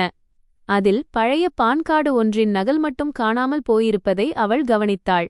இதன் இன்னொரு நகல் இருந்ததே என்று கேட்டாள். எங்களுக்கு என்ன தெரியும் என்றார் ராஜேஸ்வரி. அன்விதா விவாதிக்கவில்லை. அனைத்து ஆவணங்களையும் தன் பையில் வைத்துக்கொண்டு தன் மொபைலில் அவற்றை புகைப்படம் எடுத்துக்கொண்டாள். பிறகு தன் வங்கிக் கணக்கின் கடவுச்சொற்களை மாற்றினாள். மின்னஞ்சல் பாதுகாப்புச் சோதனைகளை செய்தாள். ஆதாருடன் இணைக்கப்பட்ட எண்ணை உறுதிப்படுத்திக் கொண்டாள். நம்பிக்கை உடைந்த பிறகு எடுக்கும் எச்சரிக்கை அவமானம் அல்ல, அது தற்காப்பு என்பதை அவள் அறிந்திருந்தாள். அடுத்த 2 வாரங்கள் காகித நடைமுறைகள், ஆலோசனைகள் மற்றும் மன அழுத்தத்தில் கழிந்தன. புதிய ஒப்பந்தம் தயாரானது. அதில் இரு தரப்பினரும் திருமண முரண்பாடுகள் காரணமாக பிரிந்து செல்கிறார்கள் என்று எழுதப்பட்டிருந்தது. அன்விதா ஜீவனாம்சம் எதுவும் கேட்கவில்லை, ஆனால் தன் சேமிப்பு, நகைகள் மற்றும் தனிப்பட்ட பொருட்களை திரும்பப் பெற்றுக்கொண்டாள். வருங்காலத்தில் தனது பெயரையோ அல்லது அடையாளத்தையோ எந்தவொரு நிதி ஆவணத்திலும் பயன்படுத்தக்கூடாது என்றும் அதில் எழுதச் செய்தாள். அந்த வரியை படித்துக்கொண்டே, நாங்கள் அப்படிச் செய்வோம் என்று நினைக்கிறாயா என்று நிகில் கேட்டான். நீ என்னுடன் நிற்பாய் என்று நான் முன்பும் நினைத்திருந்தேன் என்று அன்விதா கூறினாள். அதற்கு அவன் பதில் சொல்லவில்லை. இறுதி கையெழுத்து நடந்த நாளில் லேசாக மழை பெய்து கொண்டிருந்தது. லக்னோ சாலைகளில் தூசியும் நீரும் கலந்து பழுப்பு நிறமாக மாறியிருந்தது. நீதிமன்ற வளாகத்திற்கு வெளியே தேநீர் கடைகளில் மக்கள் சிரித்துக் கொண்டிருந்தனர். வழக்கறிஞர்கள் கோப்புகளுடன் ஓடிக்கொண்டிருந்தனர். ரிக்ஷாக்காரர்கள் பயணிகளை அழைத்துக் கொண்டிருந்தனர். தன் திருமண முடிவுக்கு வரும் வேளையிலும் உலகத்திற்கு தங்களுக்குள் சிறு சிறு வேலைகள் இருப்பதை எண்ணி அன்விதா ஆச்சரியப்பட்டாள். கையெழுத்திட்ட பிறகு நிகில் அவளிடம், நீ விரும்பினால் உனக்கு தங்குவதற்கு இடம் கிடைக்கும் வரை வீட்டிலேயே இருக்கலாம் என்றான். அன்விதா அவனை பார்த்தாள். எந்த வீடு என் வெளியேற்றத்திற்கான காரணத்தை தீர்மானித்ததோ அங்கேயே தங்குவதற்கு எனக்கு ஏன் அனுமதி வேண்டும்? நான் கெட்டவன் அல்ல என்று நிகில் ஏறக்குறைய கெஞ்சும் குரலில் கூறினான். அன்விதாவின் முகத்தில் ஒரு சோர்வான சோகம் படர்ந்தது. நானும் அப்படியே நினைத்திருந்தேன். ஆனால் நல்லவனாக இருப்பது என்பதும் சரியான நேரத்தில் சரியான செயலை செய்வதும் ஒன்றல்ல. அன்று மாலை அவள் தன் பொருட்களை பொதிந்து கட்டினாள். 2 புடவைகள், சில சல்வார் குர்தாக்கள், சமையலறை டைரி, அம்மாவின் புகைப்படம், தையல் பெட்டி மற்றும் திருமணத்தில் கிடைத்த சில பாத்திரங்கள் மட்டுமே அவளிடம் இருந்தன. ராஜேஸ்வரி வாசலில் நின்றபடி அனைத்தையும் கவனித்துக் கொண்டிருந்தார். இந்த வீட்டிலிருந்து எதையும் எடுத்துச் செல்லாதே என்றார். அன்விதா அவரை திரும்பி பார்க்காமலே, இந்த வீட்டில் என்னுடையது என்று சொல்வதற்கு மிக குறைவாகவே இருந்தது. கவலைப்படாதீர்கள் என்று கூறினாள். நிகில் படிக்கட்டுகளுக்கு அருகில் நின்று கொண்டிருந்தான். அவனது கையில் அன்விதாவின் பழைய எக்கு டப்பா இருந்தது. அதில்தான் அவள் அவனுக்காக வங்கிக்குச் சாப்பாடு அனுப்பி வந்தாள். இது உன்னுடையது என்று அவன் கூறினான். அன்விதா அந்த டப்பாவை வாங்கிக் கொண்டாள். அதன் மூடியில் லேசான கீறல் இருந்தது. ஒரு காலத்தில் அதில் நிகிலுக்கு பிடித்த உருளைக்கிழங்கு பட்டாணி கூட்டு வைத்திருப்பாள். அவள் வழங்கிய அன்பு, நேரம் மற்றும் பொறுமை ஆகியவற்றிற்கு பதிலாக உண்மை கிடைக்காத ஒரு உறவின் சான்றாக அந்த டப்பா அவளுக்கு தோன்றியது. வீட்டை விட்டு வெளியேறும்போது ராஜேஸ்வரி, பிறகு வருத்தப்படாதே, வெளி உலகம் ஒரு தனித்த பெண்ணிற்கு எளிதானது அல்ல என்றார். அன்விதா திரும்பி பதிலளித்தாள். இந்த வீடும் எனக்கு எளிதானதாக இருக்கவில்லை. வித்தியாசம் என்னவென்றால், வெளியே குறைந்தபட்சம் நான் உண்மையை அறிந்திருப்பேன். அலிகஞ்சிலிருந்து வெளியேறி மாநகர பகுதியில் இருந்த ஒரு பெண்கள் விடுதியைச் சென்றடைந்தாள். அறை சிறியதாக இருந்தது. 2 கட்டில்கள், இரும்பு அலமாரி மற்றும் ஜன்னலுக்கு வெளியே மின்சார கம்பிகளின் வலை என இருந்தது. அவளது அறை தோழி இரவு நேர பணிக்குச் செல்லும் ஒரு செவிலியர் பயிற்சி மாணவி. முதல் நாள் இரவே அன்விதா துணிகளை மடித்து வைத்தாள். ஆவணங்களை தனிக்கோப்பில் அடுக்கி வைத்தாள். தன் மொபைலில் முக்கியமான எண்களின் பட்டியலை உருவாக்கினாள். உறங்குவதற்கு முன் காணாமல் போன பான் கார்டு நகலை பற்றி மீண்டும் யோசித்தாள். பிறகு அது பள்ளியிலோ அல்லது வங்கியிலோ எங்காவது தவறியிருக்கலாம் என்று தனக்குத்தானே சமாதானம் செய்து கொண்டாள். ஆனால் மனதில் ஒரு சிறு உறுத்தல் மட்டும் எஞ்சியிருந்தது. மறுநாள் அவள் பழைய பள்ளியின் சமையலறையில் வேலை கேட்டுச் சென்றாள். தலைமையாசிரியை பரிதாபப்பட்டாலும் நிரந்தர பணியாளர்கள் ஏற்கனவே இருந்தனர். தற்காலிக தேவை ஏற்பட்டால் அழைக்கிறோம் என்று கூறினர். அன்விதா வெளியே வந்தபோது மதிய வெயில் கடுமையாக இருந்தது. கோமதி நகரின் அகலமான சாலைகள் ஜொலித்தன. அவளிடம் சில சேமிப்புகள் இருந்தன. ஆனால் நீண்ட காலம் சும்மா இருக்க முடியாது என்பதால் ஒரு உணவகம், 2 கேட்டரிங் நிறுவனங்கள் மற்றும் ஒரு இனிப்பு கடைக்குச் சென்றாள். அனுபவம் குறைவு என்று சிலர் கூறினர். வசிக்கும் இடத்தை விசாரிக்க சிலர் முற்பட்டனர். விவாகரத்தானவள் என்ற வார்த்தையை கேட்டதும் சிலரது முகபாவனைகள் மாறின. மாலை நேரத்தில் அவள் ஒரு சிறிய பலகையில் எழுதப்பட்டிருந்ததைக் கண்டாள். சஹாரா சமூக சமையலறை மைனஸ் பெண்களுக்கான பயிற்சி மற்றும் உணவு சேவை. இந்த மையம் வினைகண்டு பகுதியின் ஒரு பழைய கட்டிடத்தின் பின்புறம் இருந்தது. பெரிய பித்தளை பாத்திரங்கள், எஃகு மேஜைகள் மற்றும் சுவரில் சத்துணவு குறித்த சாட்டுகள் இருந்தன. சுமார் 55 வயது மதிக்கத்தக்க பெண் ஒருவர் மாவின் தரத்தை பரிசோதித்துக் கொண்டிருந்தார். அவர் முடியில் நரை இருந்தது, நெற்றியில் சிறிய பொட்டு இருந்தது, குரலில் ஒரு உறுதி இருந்தது. யாரை பார்க்க வேண்டும் என்று கேட்டார். வேலைக்காக. பெயர்? அன்விதா. என்ன சமைக்கத் தெரியும்? பருப்பு, சாதம், காய்கறி, சப்பாத்தி, குழந்தைகளுக்கான கிச்சடி, பெரிய குழுவிற்கான உணவு. என்னால் கணக்குகளையும் பார்த்துக் கொள்ள முடியும். அந்த பெண் அவளை மேலிருந்து கீழாக பார்த்தாள். நான் மாதவி சுக்லா. இங்கு சமைப்பது எளிதான பகுதி. கடினமான பகுதி நேரத்தை நிர்வகிப்பது, சுத்தத்தை பராமரிப்பது மற்றும் மக்களின் பேச்சுகளை சமாளிப்பதுதான். மக்களின் பேச்சுகளை சமாளிக்க எனக்கு அனுபவம் உண்டு. மாதவி முதன்முறையாக அவளது முகத்தை உற்று பார்த்தாள். நல்ல பதில். ஆனால் இங்கே பதில்களால் வேலை கிடைக்காது. முன்னால் 20 கிலோ கேரட் இருக்கிறது. நறுக்கிக் காட்டு. துண்டுகள் சமமான அளவில் இருக்க வேண்டும். அன்விதா தன் துப்பட்டாவை சரிசெய்துவிட்டு கைகளை கழுவிவிட்டு வேலையில் இறங்கினாள். அவள் எவ்வளவு கவனத்துடன் நறுக்கினாள் என்றால் நேரம் போனதே தெரியவில்லை. மாதவி தூரத்திலிருந்து கவனித்துக் கொண்டிருந்தாள். அரை மணி நேரம் கழித்து ட்ரேயை எடுத்துச் சோதித்தாள். கத்தியை சரியாக பிடிக்கிறாய், வேகம் குறையவில்லை. நாளை முதல் வரலாம். அன்விதா உடனடியாக சரி, காலை 6 மணிக்கு வருகிறேன் என்றாள். தாமதமானால் கதவு பூட்டப்பட்டிருக்கும். நான் காலை 5:50 வந்துவிடுவேன். மாதவியின் உதடுகளில் ஒரு மெல்லிய புன்னகை அரும்பியது. 5 மணிக்கு வருவோம் என்று சொல்பவர்கள் கூட காலை 6:10 குத்தான் வருவார்கள், பார்ப்போம். சஹாரா சமூக சமையலறை வெறும் உணவை மட்டும் விற்கவில்லை. அது அருகிலுள்ள அரசு பள்ளிகள், முதியோர் இல்லங்கள் மற்றும் மகளிர் காப்பகங்களுக்காக குறைந்த செலவில் உணவை தயாரித்தது. அங்கு வேலை செய்த பெரும்பாலான பெண்கள் ஏதோ ஒரு நெருக்கடியை கடந்து வந்தவர்கள். ஒருவருடைய கணவர் குடிகாரர், ஒருவர் விதவை, இன்னொருவர் வன்முறையிலிருந்து தப்பி வந்தவர். மாதவி யாரிடமும் முதலில் கதையை கேட்பதில்லை. வேலை செய்யும்போது சொல்ல வேண்டியதைச் சொல்லுங்கள். இங்கே யாரும் தங்கள் துக்கத்தை நிரூபிக்க வேண்டியதில்லை என்பாள். இந்த விஷயம் அன்விதாவின் மனதைத் தொட்டது. சில நாட்களிலேயே அவள் சமையலறை நிர்வாகத்தை புரிந்து கொண்டாள். எந்த பருப்பை எவ்வளவு நேரம் ஊறவைக்க வேண்டும், எந்த பள்ளிக்கு எப்போது மசாலா அனுப்ப வேண்டும், எந்த முதியோர் இல்லத்திற்கு ரொட்டிகளை மென்மையாக வைத்திருக்க வேண்டும் என்று அனைத்தும் அவளுக்கு தெரிந்தது. மாதவி அவளை ஒரு தொழிலாளியாக மட்டும் பார்க்காமல் பொறுப்புகளை வழங்கக்கூடிய தகுதியான நபராக பார்க்கத் தொடங்கினாள். ஒரு சனிக்கிழமை சமூக சமையலறை அருகிலுள்ள அரசு ஆரம்ப பள்ளியில் ஊட்டச்சத்து முகாமை நடத்தியது. குழந்தைகளுக்கு பாசிப்பருப்பு கிச்சடி, வாழைப்பழம் மற்றும் பால் வழங்கப்பட வேண்டியிருந்தது.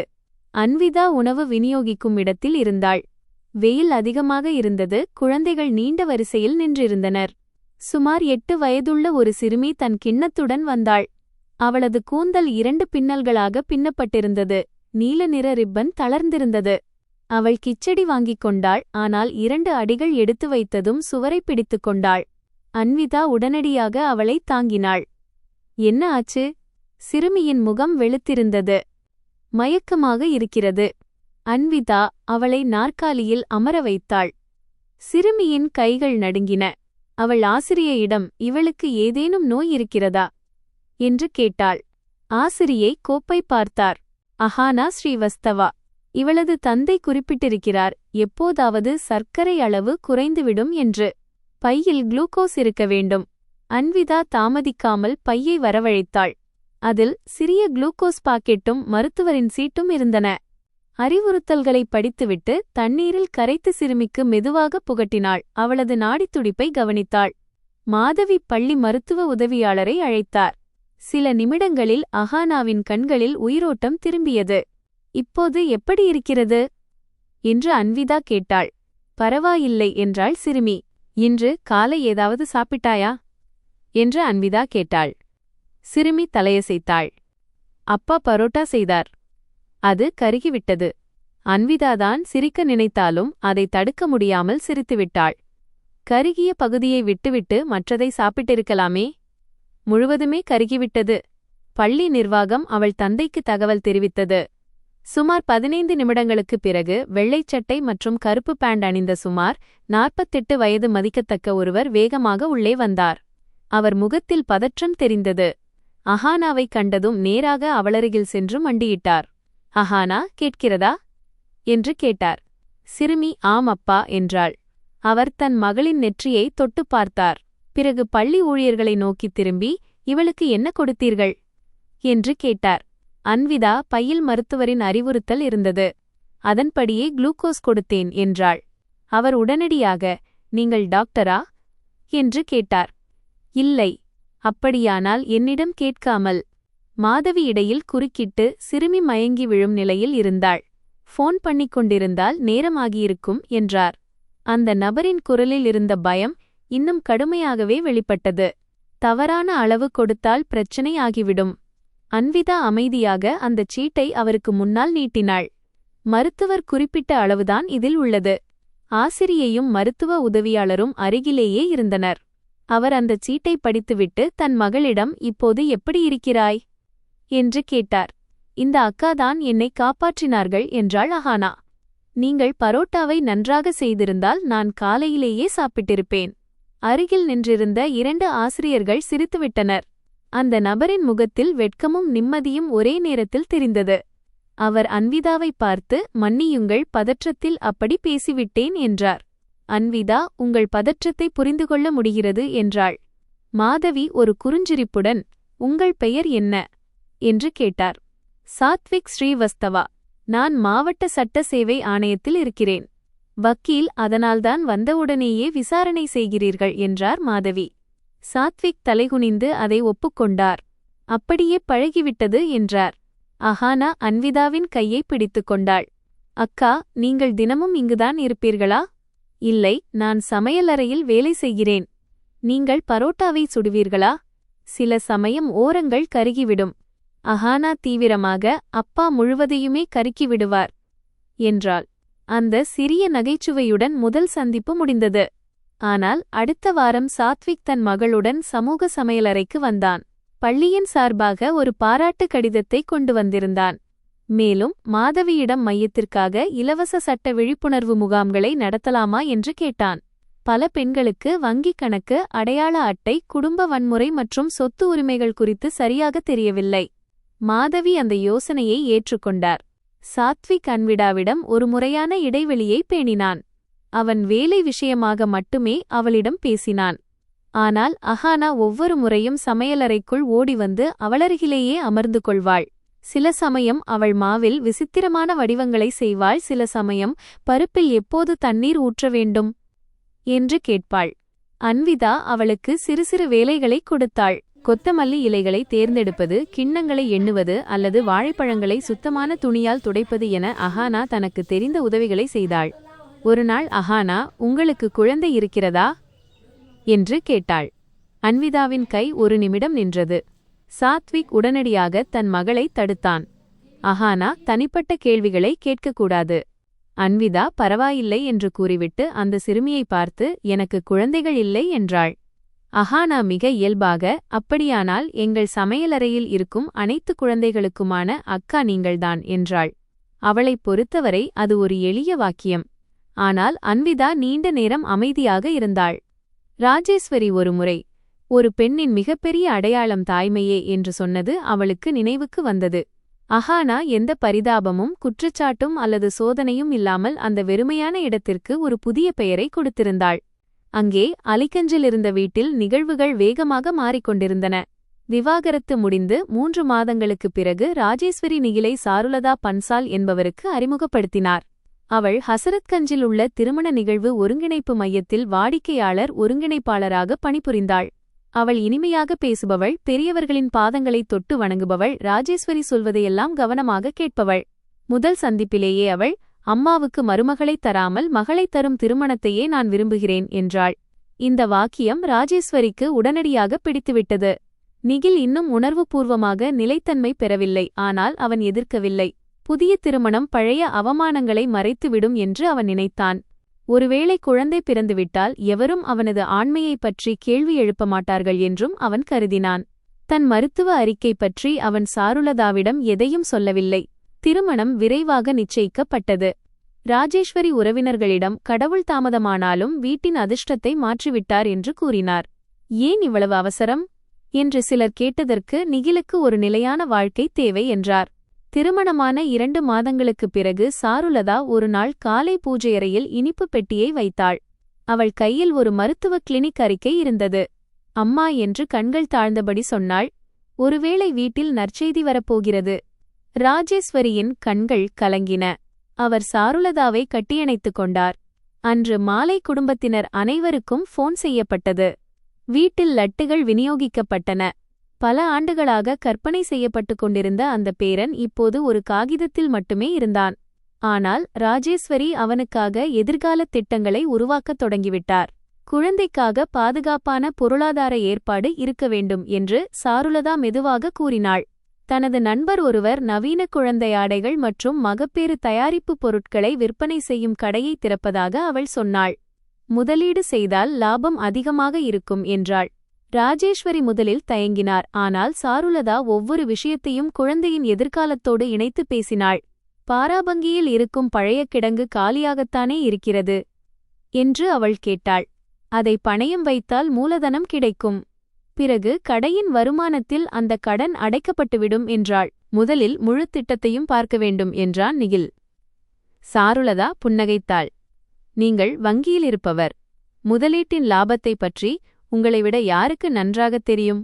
இந்த பாராட்டு அவனுக்கு ஒரு வலையாக அமைந்தது. நிகில் ஆவணங்களை பார்க்கத் தொடங்கினான். சில ஆவணங்களில் பழைய கூட்டுரிமை விவரங்கள் இருந்தன. ஏனெனில் திருமணத்தின் போது ஒரு சீரமைப்பு பணிக்கான கடன் விண்ணப்பத்தில் அன்விதாவின் பெயர் இணை விண்ணப்பதாரராக சேர்க்கப்பட்டிருந்தது. சட்டப்படி இப்போது அவள் பெயர் நீக்கப்பட வேண்டும். ஆனால் பழைய கணினி அமைப்பில் பதிவுகள் முழுமையாக புதுப்பிக்கப்படவில்லை. பழைய இணை விண்ணப்பதாரரின் சம்மதம் தேவையா என்று சாருலதா கேட்டாள். தொழில்நுட்ப ரீதியாக பதிவுகளை சரிசெய்ய வேண்டும். அவளுடைய அனுமதியும் கையொப்பமும் இல்லாமல் மாற்ற முடியாது என்றான் நிகில். சாருலதா மிக இயல்பான குரலில், அப்படியானால் அவளை தொடர்பு கொள்ளுங்கள் என்றாள். ராஜேஸ்வரி கோபமடைந்தார். அந்த பெண்ணை மீண்டும் நம் வீட்டு விஷயத்தில் இழுக்க வேண்டாம். சாருலதா உடனடியாக பின்வாங்குவது போல நடித்தாள். நான் வெறும் நடைமுறையைத்தான் கேட்டேன் என்றாள். சில நாட்களுக்குப் பிறகு அன்விதாவின் மின்னஞ்சலுக்கு ஒரு தகவல் வந்தது. கடன் விண்ணப்பம் தொடர்பாக சம்மதம் சரிபார்ப்பு நிலுவையில் உள்ளது என்ற செய்தி இருந்தது. ஆரம்பத்தில் இதை ஒரு மோசடி என்று அவள் நினைத்தாள். பிறகு அனுப்பியவரின் முகவரியை சரிபார்த்தாள். அது ஒரு உண்மையான நிதிச்சேவை இணையதளம். விண்ணப்பத்தில் பாராபங்கியிலிருந்த கிடங்கு குறிப்பிடப்பட்டிருந்தது. அவளுடைய பெயருக்கு முன்னாள் இணை விண்ணப்பதாரர் என்று எழுதப்பட்டிருந்தது. அன்விதாவின் இதயம் வேகமாக துடித்தது. அவள் உடனடியாக இணையதளத்தை திறந்து கடவுச்சொல்லை மாற்றி ஆவணங்களை பார்க்க முயன்றாள். ஒரு பக்கத்தில் அவளுடைய பான் எண் கடைசி 4 இலக்கங்கள் இருந்தன. மற்றொரு பக்கத்தில் டிஜிட்டல் சம்மத படிவம் இருந்தது. அதில் அவள் பெயர் எழுதப்பட்டிருந்தது. கீழே கையொப்பம் இருந்தது. அன்விதா மிஸ்ரா என்ற அந்த கையெழுத்து முதல் பார்வையில் அவளுடையது போலவே இருந்தது. ஆனால் தான் கையெழுத்திடும்போது அ என்ற எழுத்தின் முதல் கோடு எப்போதும் சற்று நீளமாக இருக்கும் என்பது அன்விதாவுக்கு தெரியும். அந்த போலி கையெழுத்தில் அந்த கோடு சிறியதாக இருந்தது. இது பழைய ஆவணத்திலிருந்து எடுக்கப்பட்ட நகல். அவள் அந்த ஆவணத்தை பதிவிறக்கம் செய்தாள். மெட்டாடேட்டாவில் விண்ணப்ப தேதி வெறும் 4 நாட்களுக்கு முன்புதான் இருந்தது. அவள் பல மாதங்களாக தனது பழைய குடும்பத்தினருடன் எந்த தொடர்பும் கொள்ளவில்லை. அன்று மாலை சட்ட விழிப்புணர்வு முகாமில் சாத்விக் ஆவணங்களை சேர்த்துக் கொண்டிருந்தான். அன்விதா அவனிடம் சென்று மொபைல் திரையை காட்டினாள். யாரோ என் பெயரில் சம்மதம் தெரிவித்திருப்பதாக தோன்றுகிறது என்றாள். சாத்விக்கின் முகம் உடனடியாக கடுமையானது. அவன் ஆவணத்தை உற்றுப் பார்த்தான். நீங்கள் யாருக்காவது ஓடிபி கொடுத்தீர்களா? இல்லை. உங்கள் பழைய ஆவணங்கள் யாரிடம் இருந்தன? அன்விதாவின் மனதில் சிவப்பு துணியில் கட்டப்பட்ட கோப்பு, காணாமல் போன பான் கார்டு நகல் மற்றும் ராஜேஸ்வரியின் இரும்பு பெட்டி ஆகியவை மின்னல் வெட்டியது போல தோன்றின. அவள் மெதுவாக, என்னுடைய முன்னாள் மாமியார் வீட்டில் என்றாள். சாத்விக் கேட்டான், இந்த கையொப்பம் உங்களுடையதா? இது என்னுடையது போலவே இருக்கிறது, ஆனால் இதை நான் செய்யவில்லை என்று திரையை பார்த்து அன்விதா கூறினாள். சமையலறைக்கு வெளியே மாலை நேரம் இறங்கிக் கொண்டிருந்தது. அடுப்பில் பருப்பு கொதித்துக் கொண்டிருந்தது. அஹானா அறையின் மற்றொரு மூலையில் வண்ண பென்சில்களால் ஒரு வீட்டை கட்டிக்கொண்டிருந்தாள். அந்த சித்திரத்தில் 3 பேர் இருந்தனர். ஒரு சிறுமி, ஒரு உயரமான மனிதர் மற்றும் அவர்களுக்கு அருகில் புடவை அணிந்த ஒரு பெண். அன்விதா அந்த சித்திரத்தை பார்க்கவில்லை. அவளது கண்கள் மொபைலில் இருந்த அந்த போலி கையெழுத்தின் மீது நிலைத்திருந்தன. வீட்டை விட்டு வெளியேறும்போது அவள் தன் அனைத்து ஆவணங்களையும் திரும்பப் பெற்றிருந்தாள். ஆனால் அவர்கள் ஏதோ ஒரு வழியில் அவளது அடையாளத்தின் நிழலை தங்கள் வசம் வைத்திருந்தார்கள். இப்போது அதே நிழலைக் கொண்டு அவர்கள் கடன் வாங்க முயன்று கொண்டிருக்கிறார்கள். சாத்விக் மொபைல் திரையில் தெரிந்த ஆவணத்தை மீண்டும் உற்று பார்த்தான். திரையை பெரிதாக்கி கையெழுத்தின் கீழே இருந்த நேரம், இணைய முகவரி மற்றும் சரிபார்ப்பு முறையை படித்தான். பிறகு மொபைலை திருப்பிக் கொடுத்துவிட்டு, இது வெறும் குடும்பத் தகராறு அல்ல. உங்களது அனுமதியின்றி உங்களது அடையாளத்தையும் கையெழுத்தையும் யாராவது பயன்படுத்தியிருந்தால் அது நிதி மோசடி மற்றும் போலி ஆவணத் தயாரிப்பு ஃபோர்ஜரி ஆகிவிடும் என்றான். நான் நேரடியாக போலீசாரிடம் செல்லலாமா என்று அன்விதா கேட்டாள். தாராளமாகச் செல்லலாம் என்று சாத்விக் பதிலளித்தான். ஆனால் முதலில் ஆதாரங்களை பாதுகாக்க வேண்டும். மின்னஞ்சல், ஆவணம், விண்ணப்ப எண் மற்றும் இணையதளத்தின் முழு தகவல்களையும் நகல் எடுத்துக் கொள்ளுங்கள். இந்த நிதி கோரிக்கையை செயல்படுத்தும் நிறுவனத்திற்கு நீங்கள் எந்த சம்மதமும் அளிக்கவில்லை என்று எழுத்துப்பூர்வமாக தெரிவியுங்கள். அவன் சில நொடிகள் அமைதியாக இருந்துவிட்டு தெளிவான குரலில் கூறினான். ஆரம்பகட்ட நடைமுறைகளை நான் உங்களுக்கு விளக்குகிறேன்.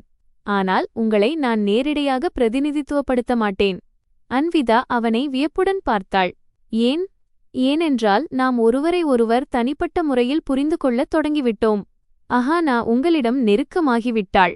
எதிர்காலத்தில் நான் உணர்ச்சிகளின் காரணமாக சட்ட நடைமுறைகளை பாதித்துவிட்டேன் என்று யாரும் சொல்லக்கூடாது. உங்களுக்கு ஒரு சுதந்திரமான வழக்கறிஞரை நான் அறிமுகப்படுத்துகிறேன்.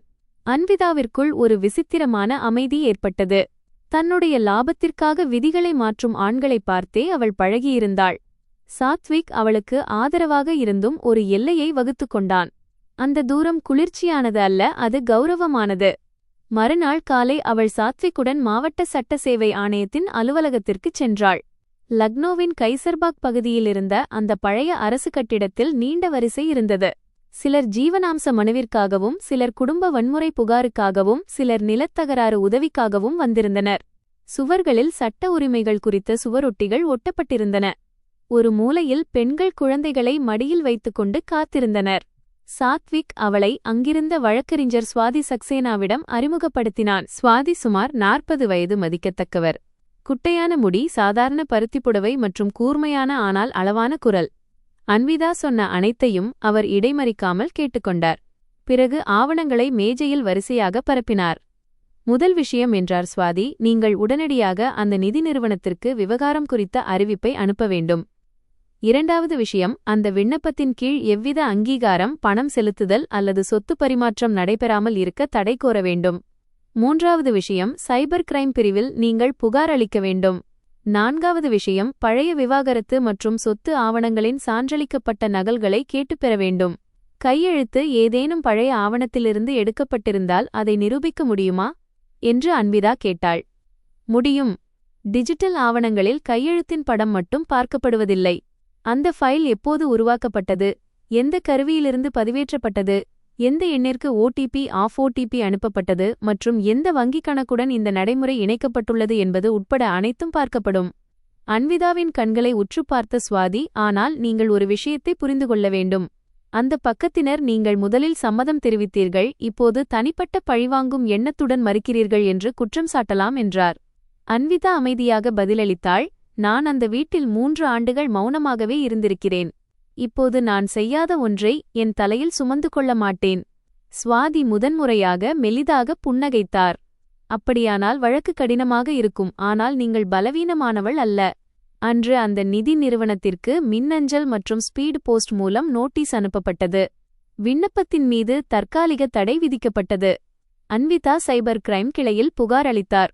தனது வங்கிக் கணக்கு, பான் கார்டு மற்றும் ஆதார் தொடர்பான செயல்பாடுகளை சரிபார்த்தாள். அவளது மொபைல் எண்ணிற்கு எந்த ஓடிபியும் வரவில்லை, ஆனால் விண்ணப்பத்தில் மின்னணு சரிபார்ப்பு மூலம் சம்மதம் பெறப்பட்டது என்று எழுதப்பட்டிருந்தது. 3 நாட்களுக்குப் பிறகு அந்த நிறுவனம் அளித்த பதிலில் சரிபார்ப்பு வேறு ஒரு மொபைல் எண் மூலம் செய்யப்பட்டதாக தெரிவித்தது. அந்த எண்ணின் கடைசி 4 இலக்கங்கள் 8842. அன்விதா அந்த எண்ணை ஒருபோதும் பயன்படுத்தியதில்லை. இப்போது நம்மிடம் முதல் உறுதியான ஆதாரம் உள்ளது என்றார் ஸ்வாதி.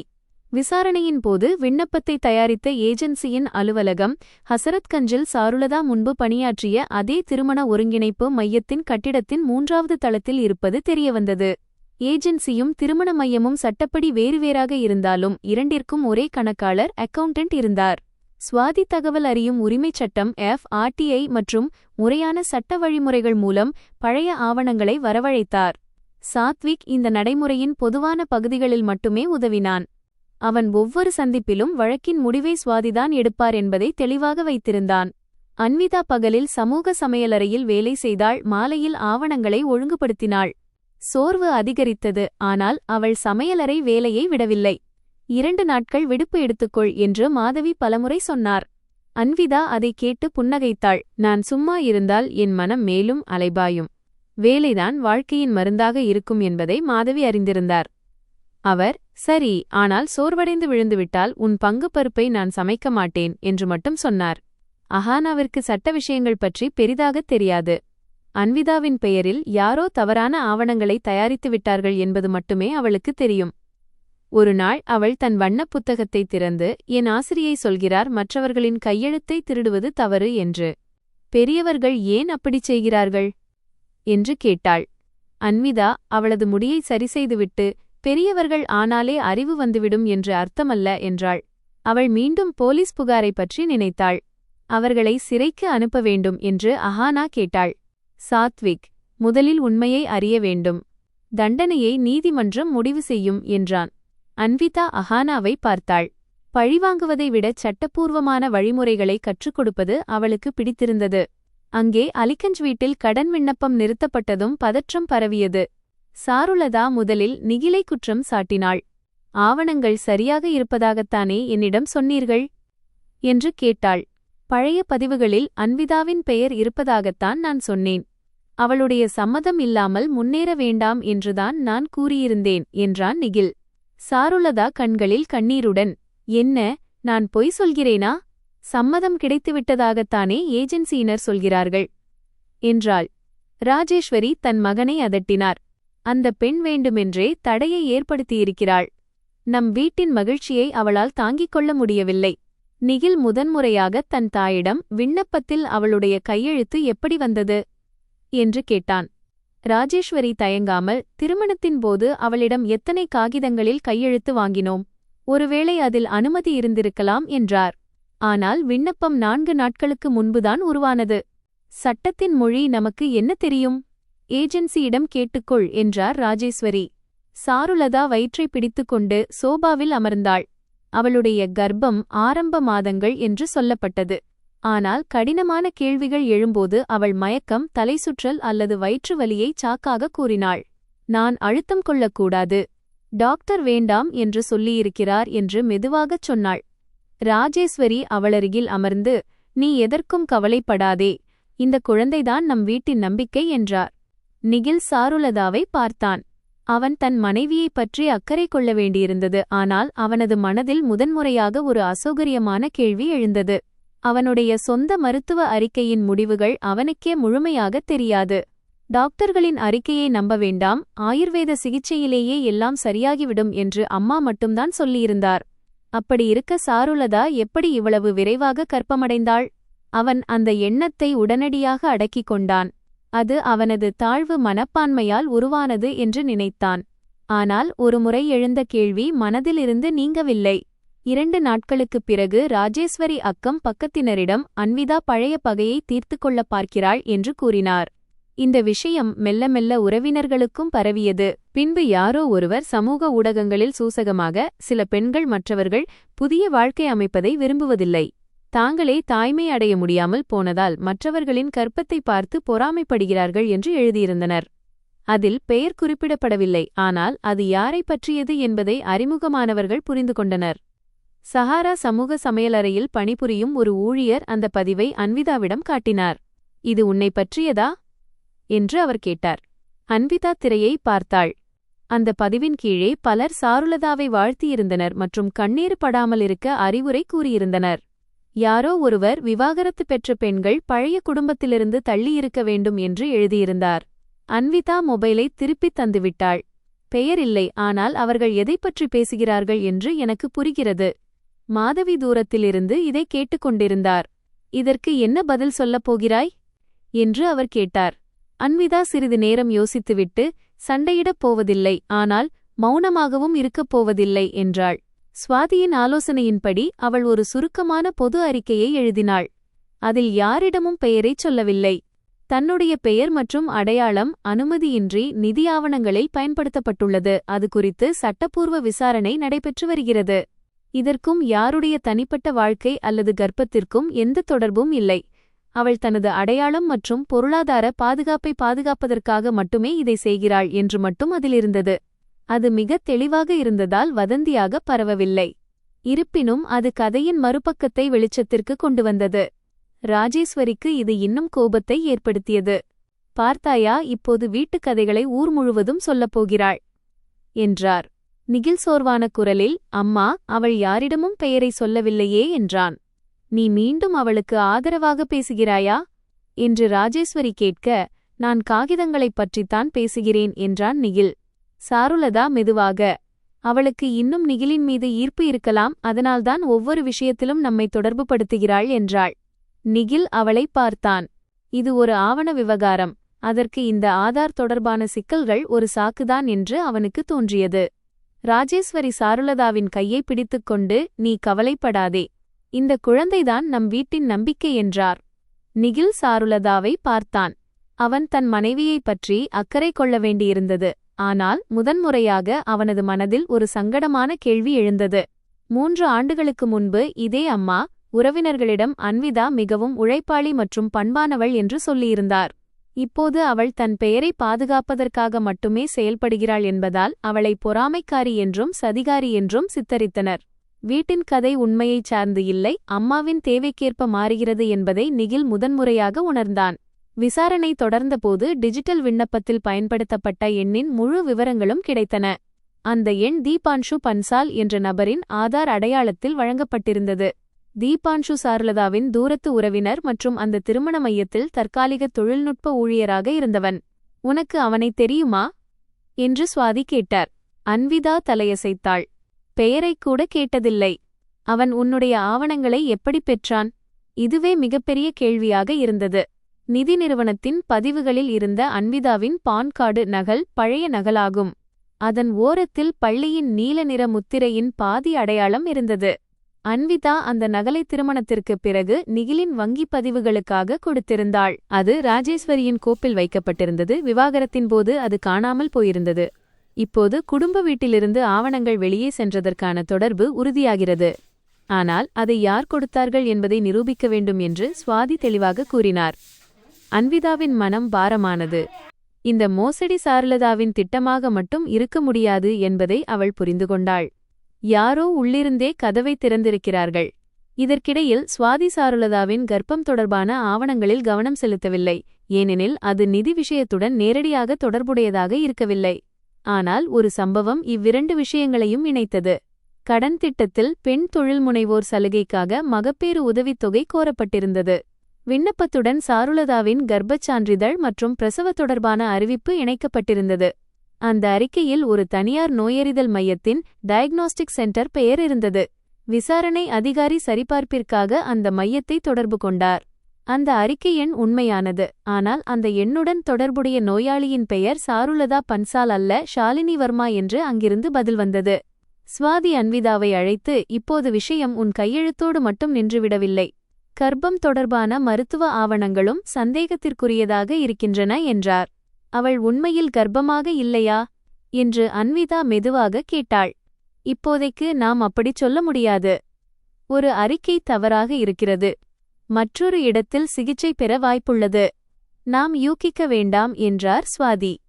அன்விதாவின் முன்னாள் புகுந்த வீட்டில் எப்போதும் இல்லாத அதே எச்சரிக்கை உணர்வு இப்போது அவளிடம் இருந்தது.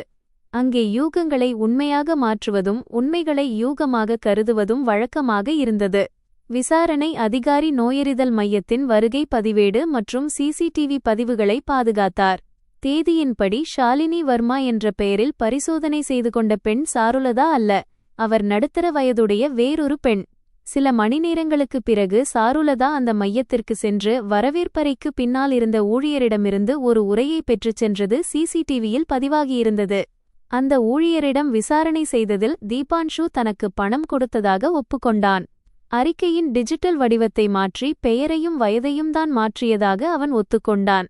திருமண ஒருங்கிணைப்பு மையத்தின் அலுவலகத்தில் இருந்த ஸ்கேனர் மற்றும் ஆவண எடிட்டிங் மென்பொருளை பயன்படுத்தி அடிக்கடி போலி வருமானச் சான்றிதழ்கள் மற்றும் முகவரிச் சான்றுகள் தயாரிக்கப்பட்டதையும் அவன் வெளிப்படுத்தினான்.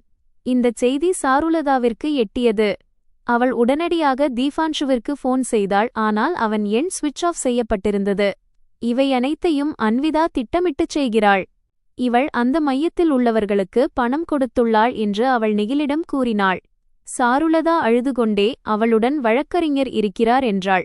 நீ எங்கே பரிசோதனை செய்து கொண்டாய்? ஹசரத்கஞ்சில் எந்த மருத்துவரிடம் சென்றாய் என்று நிகில் கேட்டான். பெயர் சொல்வதற்கு சாருலதா தாமதித்தாள். பிறகு எனக்கு நினைவில்லை, நிறைய மருத்துவர்கள் இருக்கிறார்கள் என்றாள். உன்னிடம் அசல் அறிக்கை இருக்கிறதா என்று நிகில் கேட்க அம்மாவிடம் இருக்கும் என்றாள் சாருலதா. ராஜேஸ்வரி உடனடியாக நான் பீரோவில் வைத்தேன் என்றார். ஆனால் பீரோவை திறந்து பார்த்தபோது அங்கே நகல் மட்டுமே இருந்தது. அசல் ஆவணம் காணாமல் போயிருந்தது. நிகில் முதன்முறையாக கடுமையான குரலில் கேட்டான். இங்கு நீங்கள் அசல் ஆவணம் குறித்து தர்க்கரீதியான அடுத்த கட்ட கேள்வியை கேட்க வேண்டும். சாருலதா, ஏன் உண்மையைச் சொல்ல மறுக்கிறாய் என்று நிகில் கேட்டான். சாருலதா தன் வயிற்றை பிடித்து கொண்டாள். நீ என் மீதும் உன் குழந்தையை சுமக்கும் தாய் மீதும் சந்தேகப்படுகிறாயா என்று அவள் கேட்டாள். ராஜேஸ்வரி தன் மகனை அதட்டினார். இந்த நிலையில் அவளை ஏன் தொந்தரவு செய்கிறாய்? நிகில் பின்வாங்கினான். ஆனால் அவனது சந்தேகம் இப்போது உறுதியான ஒன்றாக மாறியிருந்தது. அன்று இரவு அவன் நீண்ட நேரம் விழித்திருந்தான். சாருலதா மறுபுறம் திரும்பி படுத்திருந்தாள். அன்விதாவின் குரல் அவன் நினைவுக்கு வந்தது. உன்னுடைய மருத்துவ அறிக்கையின் உண்மையை நீ அறிவாயா என்று அவள் கேட்டிருந்தாள். அவன் தன் கோழைத்தனத்தை நினைத்துக் கொண்டான். தன் உடல்நிலையில் ஏதோ குறை இருக்கலாம் என்ற பயத்தில் அவன் ஒருபோதும் மருத்துவரிடம் நேரடியாக பேசியதில்லை. மறுநாள் காலை அவன் அந்த பழைய கிளினிக்கிற்கு போன் செய்தான்.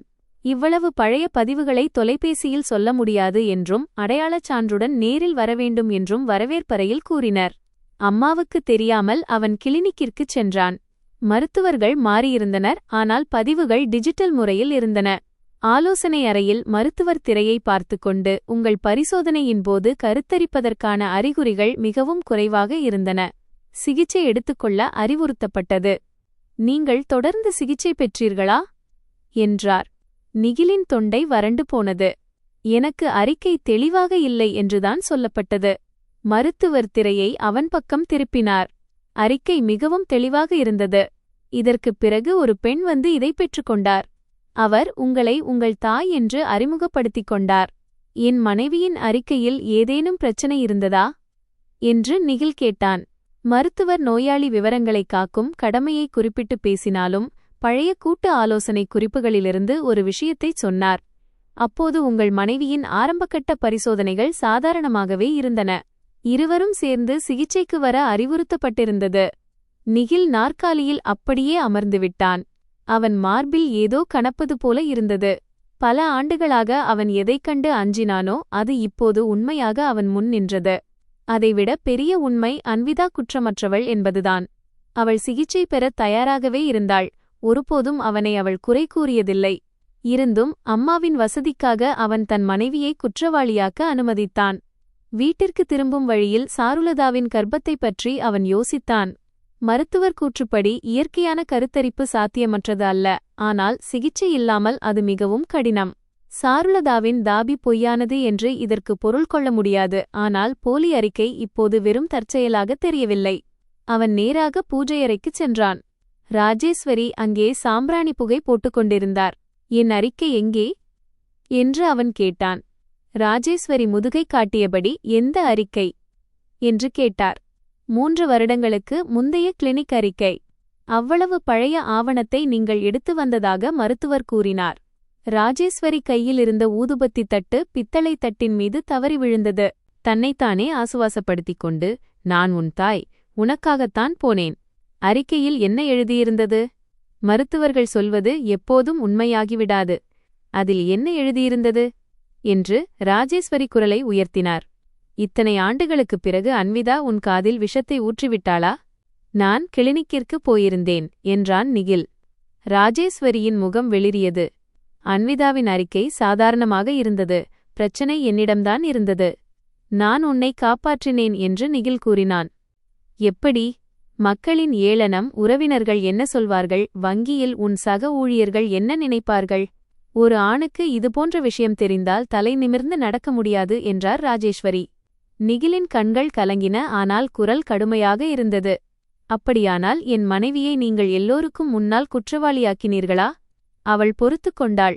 பெண்கள் இதுபோன்ற விஷயங்களை பொறுத்துக் கொள்ள வேண்டும். இது ஏன்? ராஜேஸ்வரியால் பதில் சொல்ல முடியவில்லை. நிகில் பூஜையறையில் இருந்த அலமாரி ஆவணங்களை எடுக்கத் தொடங்கினான். காப்பீட்டுப் பத்திரங்கள், நில ஆவணங்கள், பழைய வங்கித்தாள்கள் மற்றும் மகேந்திர அவஸ்தியின் இறப்புச் சான்றிதழின் பிரதிகள் தரையில் சிதறின. ராஜேஸ்வரி அவனை தடுத்தார். பைத்தியம் பிடித்துவிட்டதா? இது பூஜையறை. நிகில் அடியிலிருந்த பழைய கோப்பை எடுத்தான். அதனுள் ஒரு முழுமையான உரை இருந்தது. அதன் ஒரு முனை கிழிந்திருந்தது. உள்ளே அன்விதாவின் முழுமையான அறிக்கையும் அவனுடைய அறிக்கையின் ஒரு பகுதியும் இருந்தன. முடிவுரை பகுதி வெட்டப்பட்டிருந்தது. வேறு சில தாள்களுக்கு அடியில் அந்த சிறிய வெட்டப்பட்ட துண்டு கிடைத்தது. பல வருடங்களாக மடிந்து வைக்கப்பட்டிருந்ததால் அதன் ஓரங்கள் மஞ்சளாக மாறியிருந்தன. அதில் நிகிலுக்கு சிகிச்சை மற்றும் மறுபரிசோதனை தேவை என்று தெளிவாக எழுதியிருந்தது. அதே கோப்பில் அன்விதாவின் பான் கார்டு காணாமல் போன நகலும் இருந்தது. அதன் மேல் பென்சிலால் ஒரு மொபைல் எண் எழுதப்பட்டிருந்தது. அந்த எண்ணின் கடைசி இலக்கங்கள் 8842. நிகில் அந்த தாளை தாயின் முன்னால் வைத்தான். இந்த எண் யாருடையது? ராஜேஸ்வரி நடுங்கத் தொடங்கினார். வங்கிப் பதிவுகளை சரிசெய்ய வேண்டும் என்று சாருலதா சொன்னாள். அவள் கோப்பு கேட்டாள். நீ அவளுக்கு அன்விதாவின் ஆவணங்களை கொடுத்துவிட்டாயா?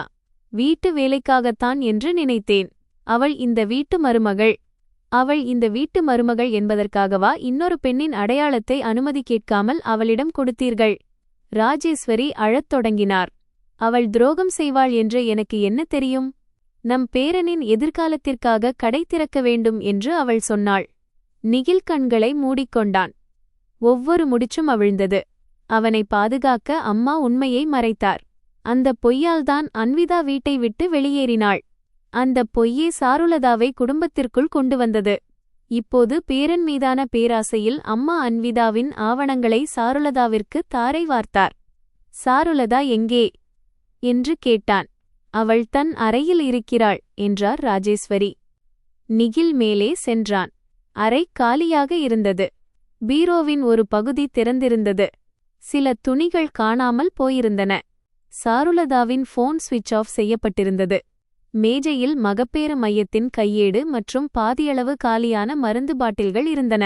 கட்டிலுக்கு அடியில் ஒரு துணி மூட்டை இருந்தது.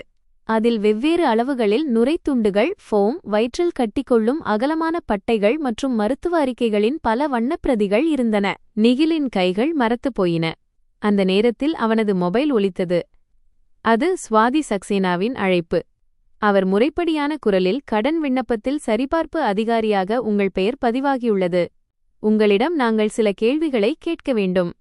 உங்கள் ஒத்துழைப்பு நிலைமையை தெளிவுபடுத்த உதவும் என்றார். நிகில் பதிலளிக்கவில்லை. சுவாதி தொடர்ந்து, அன்விதாவின் ஆவணங்கள் உங்கள் வீட்டிலிருந்துதான் சென்றன என்பதற்கான ஆதாரங்கள் எங்களிடம் உள்ளன. மருத்துவ அறிக்கை போலியானது என்பதும் தெரியவந்துள்ளது. உங்களிடம் தொடர்புடைய ஆவணங்களோ அல்லது தகவல்களோ இருந்தால் அவற்றை பாதுகாப்பாக வையுங்கள் என்றார். போன் துண்டிக்கப்பட்ட பிறகு நிகில் நீண்ட நேரம் அந்த அறையிலேயே நின்றான். ஒரு கையில் அவனது உண்மையான மருத்துவ அறிக்கை இருந்தது. மறு கையில் போலி சம்மதம் பெறுவதற்கு பயன்படுத்தப்பட்ட அன்விதாவின் பான் கார்டு நகல் இருந்தது. கீழே ராஜேஸ்வரி அழுது கொண்டிருந்தார். வெளியே தெருவில் 2 அண்டை வீட்டுப் பெண்கள் மெல்லிய குரலில் பேசிக் கொண்டிருந்தனர். இது வங்கிக்கு தெரிந்தால் அவனது வேலைக்கே ஆபத்து வரலாம். பிரச்சனை அன்விதாவிடம் இல்லை, தன்னிடம்தான் இருந்தது என்பது உறவினர்களுக்கு தெரிந்தால் இத்தனை ஆண்டுகள் அவளை கேலி செய்த அதே மக்கள் இப்போது அவனை பரிதாபமாகவோ அல்லது ஏளனமாகவோ பார்ப்பார்கள். அவன் நினைத்தால் மௌனமாக இருக்கலாம். சாருலதாதான் அனைத்தையும் தனியாகச் செய்தாள் என்று கூறிவிடலாம். அம்மாவின் பங்களிப்பை மறைக்கலாம். அவன் தன் அறிக்கையை எரித்துவிட்டு அன்விதா பழிவாங்க வந்திருக்கிறாள் என்ற பழைய பொய்யையே தொடரலாம். ஆனால் அப்படிச் செய்வது தன்னை ஒருபோதும் குற்றவாளியாக கருதாத அந்த பெண்ணை மீண்டும் குற்றவாளியாக்குவதற்கு சமம். நிகில் தனது மருத்துவ அறிக்கையின் வெட்டப்பட்ட 2 பகுதிகளையும் மேஜையில் ஒன்றாகச் சேர்த்தான். அவை ஒன்றுடன் ஒன்று கச்சிதமாக பொருந்தின. பொய் எவ்வளவுதான் துண்டித்தாலும் உண்மையின் வடிவம் இப்போதும் அடையாளங்காணக்கூடியதாகவே இருந்தது. அவன் மொபைலை எடுத்தான். திரையில் 2 பெயர்கள் இருந்தன. ஒன்று அம்மாவின் எண், அவர் தொடர்ந்து அழைத்துக் கொண்டிருந்தார். மற்றொன்று சுவாதி சக்சேனாவின் எண், அதன் மூலம் அவன் தனது வாக்குமூலத்தை பதிவு செய்ய முடியும். அவனது விரல் அந்த 2 பெயர்களுக்கு இடையில் தயங்கியது. 3 ஆண்டுகளுக்கு முன்பு அன்விதா அவனிடம் கேட்டது ஒன்றே ஒன்றுதான், எனக்கு ஆதரவாக நில். அப்போது அவன் அம்மாவின் இருமல், உறவினர்களின் பேச்சு மற்றும் தனது ஆண்மை குறித்த அவமானம் ஆகியவற்றிற்கு பின்னால் மறைந்து கொள்ள தேர்ந்தெடுத்தான். இன்று அதே தேர்வு மீண்டும் அவன் முன் நின்றது. வித்தியாசம் என்னவென்றால், இந்த முறை அவனது மௌனம் ஒரு திருமணத்தை மட்டும் உடைக்காது. அது ஒரு குற்றமற்ற பெண்ணை கடன், மோசடி மற்றும் சமூக அவமானத்திற்குள் தள்ளிவிடும். நிகில் கண்களை மூடிக்கொண்டான். பிறகு ஒரு எண்ணை அழுத்தினான். நிகில் சுவாதி சக்சேனாவின் எண்ணை அழுத்தினான். ஃபோன் 2 முறை மட்டுமே ஒலித்தது. சொல்லுங்கள் நிகில் அவஸ்தி என்று சுவாதியின் குரல் கேட்டது. நிகில் கையில் இருந்த நிகில் அறிக்கையை பார்த்தான். பல வருடங்கள் பழமையான அந்த தாள் அவன் கைகளில் நடுங்கியது. ஆனால் முதல் முறையாக அவனது குரலில் ஒரு தெளிவான முடிவு இருந்தது. என்னிடம் சில ஆவணங்கள் உள்ளன. என்னுடைய மருத்துவ அறிக்கை, அன்விதாவின் பான் கார்டு, காணாமல் போன நகல் மற்றும் போலி சம்மதம் பெறப்பட்ட மொபைல் எண். என் அம்மா இந்த கோப்பை சாருலதாவிடம் கொடுத்தார். மறுமுனையில் சிறிது நேரம் மௌனம் நிலவியது. நீங்கள் முறையாக வாக்குமூலம் அளிக்கத் தயாரா என்று சுவாதி கேட்டார். நிகில் கண்களை மூடிக்கொண்டான். கீழே பூஜையறையில் ராஜேஸ்வரியின் அழுகுரல் மீண்டும் கேட்டது. ஆம், ஆனால் ஒன்று மட்டும் புரிந்து கொள்ளுங்கள். சுவாதி சொன்னார், வாக்குமூலம் அளித்த பிறகு உங்கள் வசதிக்கேற்ப உண்மையை மாற்றவோ அல்லது திரும்பப் பெறவோ முடியாது. நிகில் பதிலளித்தான், என் வசதிக்காக பொய்யை இவ்வளவு காலம் வாழவிட்டேன். இனி நடப்பது முழுமையான உண்மையாகத்தான் இருக்கும். போனை வைத்துவிட்டு அவன் கீழே வந்தான். ராஜேஸ்வரி தரையில் அமர்ந்திருந்தார். அவர் மடியில் மகேந்திர அவஸ்தியின் பழைய புகைப்படம் இருந்தது. யாருடன் பேசினாய் என்று அவர் கேட்டார். வக்கீலிடம் என்றான் நிகில். ராஜேஸ்வரி பதறினார். உன் அம்மாவையே சிறைக்கு அனுப்புவாயா? நான் அப்படிச் சொல்லவில்லை. ஆனால் என் பெயரை குறிப்பிட்டால் அதுதான் நடக்கும். நிகில் அவர் முன்னால் அமர்ந்தான். அம்மா, நீங்கள் அன்விதாவின் அறிக்கையை மறைத்தீர்கள். என் காகிதங்களை வெட்டினீர்கள். அவளது ஆவணங்களை வேறொரு பெண்ணிடம் கொடுத்தீர்கள். ஒவ்வொரு முறையும் என்னை காப்பாற்றுவதாகச் சொன்னீர்கள். ஆனால் என்னை எப்படி சீரழிக்கிறீர்கள் என்று ஒருமுறையாவது நினைத்தீர்களா? ராஜேஸ்வரி கண்ணீரை துடைத்தார். உனக்காகத்தான் நான் செய்தேன். ஒவ்வொரு தவறுக்குப் பிறகும் நீங்கள் இதையேதான் சொல்கிறீர்கள். நான் உங்கள் ஒரே மகன் என்பதால் மற்றவர்களின் வாழ்க்கை அவ்வளவு மலிவானதாகிவிடாது. ராஜேஸ்வரி தன் கணவரின் புகைப்படத்தை மார்போடு அணைத்துக் கொண்டார். மக்கள் உன்னை ஏளனம் செய்வார்கள். அவஸ்தி குடும்பத்து வாரிசு, ஆண்மையற்றவன் என்று சொல்வார்கள். நிகிலின் முகத்தில் வலி தெரிந்தது. ஆனால் அவன் பார்வையை திருப்பவில்லை. அப்படியானால் மக்களின் ஏளனத்திலிருந்து என்னை காப்பாற்ற என் மனைவியை மலடி என்று முத்திரை குத்துவதுதான் சரி என்று முடிவு செய்தீர்களா? பெண்கள் அத்தகைய துயரங்களை பொறுத்துக்கொள்வார்கள் என்று நினைக்கிறீர்களா? இல்லை அம்மா, அவர்கள் பொறுத்துக்கொள்வதில்லை. நாம்தான் அவர்களை வற்புறுத்துகிறோம். பிறகு அவர்களின் மௌனத்தை சகிப்புத்தன்மை என்று பெயர் வைக்கிறோம். ராஜேஸ்வரியிடம் பதில் இல்லை. மறுநாள் காலை நிகில் சுவாதியின் அலுவலகத்திற்கு வந்தான்.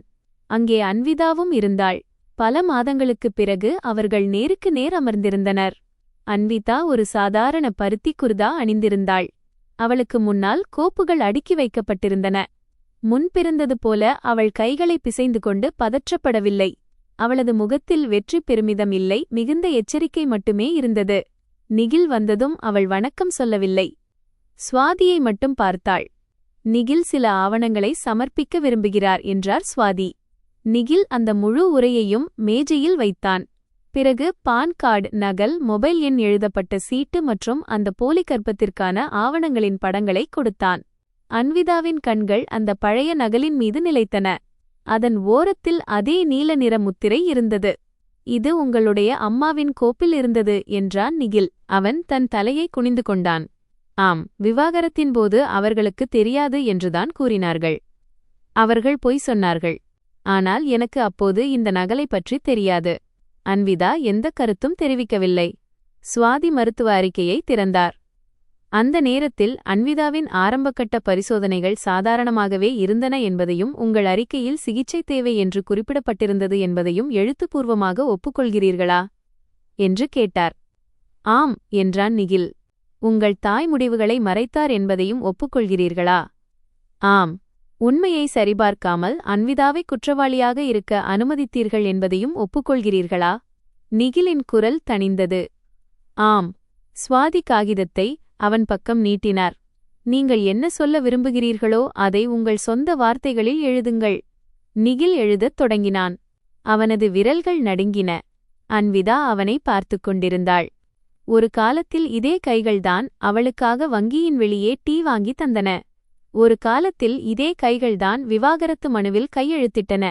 இன்று அதே கைகள் தன் கோழைத்தனம் குறித்த வாக்குமூலத்தை எழுதிக் கொண்டிருந்தன. வாக்குமூலம் முடிந்ததும் நிகில் அன்விதாவை பார்த்தான். நான் உன்னிடம் பேச வேண்டும். அன்விதா கூறினாள். வழக்கைப் பற்றி தவிர நமக்குள் பேசுவதற்கு இப்போது எதுவும் இல்லை. நமக்கென்று நிகழ்காலம் எதுவும் இல்லை. எதை சொல்ல வேண்டுமோ அதை இங்கேயே சொல். நிகில் சுவாதியையும் சாத்விக்கையும் பார்த்தான். சாத்விக் சற்று தள்ளி அமர்ந்திருந்தான். அவன் சட்டப்பூர்வ நடைமுறையை கவனிக்க மட்டுமே வந்திருந்தான். அவனது முகத்தில் எந்த தலையீடோ அல்லது அதிகாரத் தோரணையும் இல்லை. நிகில் பெருமூச்சு விட்டான். நான் உன்னை தனியாக விட்டுவிட்டேன். உண்மையை அறிய நான் பயந்தேன். அம்மா சொன்ன கதையை நான் ஏற்றுக்கொண்டேன். ஏனென்றால் அதில் குற்றம் என்னுடையதாக இருக்கவில்லை. என் பயத்தை உன்னுடைய குறையாக மாற்றிவிட்டேன். அன்விதாவின் கண்கள் கலங்கின. ஆனால் குரல் உறுதியாக இருந்தது. உனக்கு உண்மைக்குத்தான் பயம் இருந்தது. ஆனால் அந்த பொய்யுடன் ஒவ்வொரு நாளும் நான் வாழ வேண்டியிருந்தது. எனக்குத் தெரியும், மன்னிப்பு போதுமானதல்ல என்பது எனக்கு புரியும். நிச்சயமாக போதாது. நீ மீண்டும் வந்துவிடு என்று நான் சொல்லப்போவதில்லை. அன்விதா முதல் முறையாக அவனை நேராக பார்த்தாள். நிகில் கூறினான். ஒருவேளை முன்பாக இருந்தால் நான் அதையே கேட்டிருப்பேன். ஏனென்றால் அப்போதும் நான் என்னுடைய தேவையைப் பற்றித்தான் யோசித்திருப்பேன். இன்று எனக்கு புரிகிறது, உன்னை மீண்டும் கேட்பது என்பது மற்றொரு சுயநலமாகத்தான் இருக்கும். அன்விதா மிக மென்மையான குரலில் உண்மையை பேசியதற்கு நன்றி. ஆனால் உன்னுடைய உண்மை எனக்கு ஒரு பரிசல்ல, அது உன்னுடைய கடமை என்றாள். நிகில் தலையை குனிந்து கொண்டான். அவனது வாக்குமூலத்திற்குப் பிறகு விசாரணை வேகமெடுத்தது. சாருலதாவின் போன் சில காலம் அணைத்து வைக்கப்பட்டிருந்தது. பிறகு அவளது இருப்பிடம் பாராபங்கிக்கு அருகில் கண்டறியப்பட்டது. தீபான்ஷுவும் அங்கேதான் சுறுசுறுப்பாக இருந்தான். விண்ணப்பம் நிறுத்தப்பட்ட பிறகும் அவர்கள் இருவரும் ஒரு மாற்று வழியை தயார் செய்திருந்தது புலனாய்வாளர்களுக்கு தெரியவந்தது. கிடங்கை விற்பதற்கான ஆரம்பகட்ட ஒப்பந்தத்தை காட்டி தனியார் முதலீட்டாளர்களிடமிருந்து முன்பணம் பெற அவர்கள் திட்டமிட்டிருந்தனர். ராஜேஸ்வரி ஏற்கனவே கிடங்கின் சில ஆவணங்களில் கையெழுத்திட்டிருந்தார். அது வெறும் 2 பொருட்களுக்கான கடை தொடங்குவதற்கான கூட்டாண்மை ஒப்பந்தம் என்றுதான் அவரிடம் சொல்லப்பட்டிருந்தது. உண்மையில் அவற்றில் சொத்து பரிமாற்றத்திற்கான அனுமதியுடன் தொடர்புடைய பிரிவுகள் மறைந்திருந்தன. இறுதி சரிபார்ப்பு பாராபங்கி துணைப்பதிவாளர் அலுவலகத்தில் நடைபெறவிருந்தது. அங்கு உண்மையான உரிமையாளர்களின் அடையாளம், பயோமெட்ரிக் சரிபார்ப்பு மற்றும் ஒப்புதல் தேவைப்பட்டது. அன்விதாவின் ஒப்புதல் ஏற்கனவே மின்னணு முறையில் பெறப்பட்டுவிட்டது என்றும் வெறும் கையெழுத்து மட்டுமே பாக்கி என்றும் ராஜேஸ்வரியை சாருலதா நம்ப வைத்திருந்தாள். விசாரணை அதிகாரி ஏற்கனவே பதிவுத்துறைக்கு தகவல் தெரிவித்திருந்தார். அவர் அந்த செயலை உடனடியாக நிறுத்துவதற்கு பதிலாக சம்பந்தப்பட்ட நபர்களை நேரில் வரவழைத்து ஆவணங்கள், அடையாளம் மற்றும் பணப்பரிமாற்றம் ஆகியவற்றை தெளிவாக பதிவு செய்ய தீர்மானித்திருந்தார். அன்று துணைப்பதிவாளர் அலுவலகத்தில் மிகுந்த கூட்டம் இருந்தது. நிலத்தை வாங்குபவர்கள், விவசாயிகள், வழக்கறிஞர்கள், ஆவண எழுத்தாளர்கள் மற்றும் முத்திரைத்தாள்களுடன் ஓடும் மக்கள் என அந்த இடமே பரபரப்பாக இருந்தது. ராஜேஸ்வரி இளம்பழுப்பு நிறப்புடவை அணிந்திருந்தார். அவர் முகத்தில் கவலை தெரிந்தது. ஆனால் சாருலதா அவரது கையை பிடித்துக் கொண்டிருந்தாள். சாருலதா தளர்வான குர்தா அணிந்திருந்தாள் மற்றும் வயிறு தெரியாதபடி துப்பட்டாவை கவனமாக போர்த்தியிருந்தாள். அவள் மெதுவாக நடந்தாள். அவ்வப்போது இடுப்பை பிடித்துக்கொண்டு குழந்தையின் காரணமாக களைப்பாக இருப்பதாக சொல்லிக் கொண்டாள். தீபான்ஷு ஏற்கனவே ஆவண எழுத்தாளரின் அறையில் அமர்ந்திருந்தான். அவன் ஒரு கோப்பை தயார் செய்து வைத்திருந்தான். அட்வான்ஸ் பணம் தருவதாக உறுதியளித்த ஒரு வியாபாரியும் அங்கே இருந்தார். நிகில் அங்கு வரவில்லை, இந்த ஒப்பந்தத்தில்தான் ஒரு பகுதியாக இருக்கப் போவதில்லை என்று அவன் தன் தாயிடம் காலையிலேயே கூறிவிட்டான்.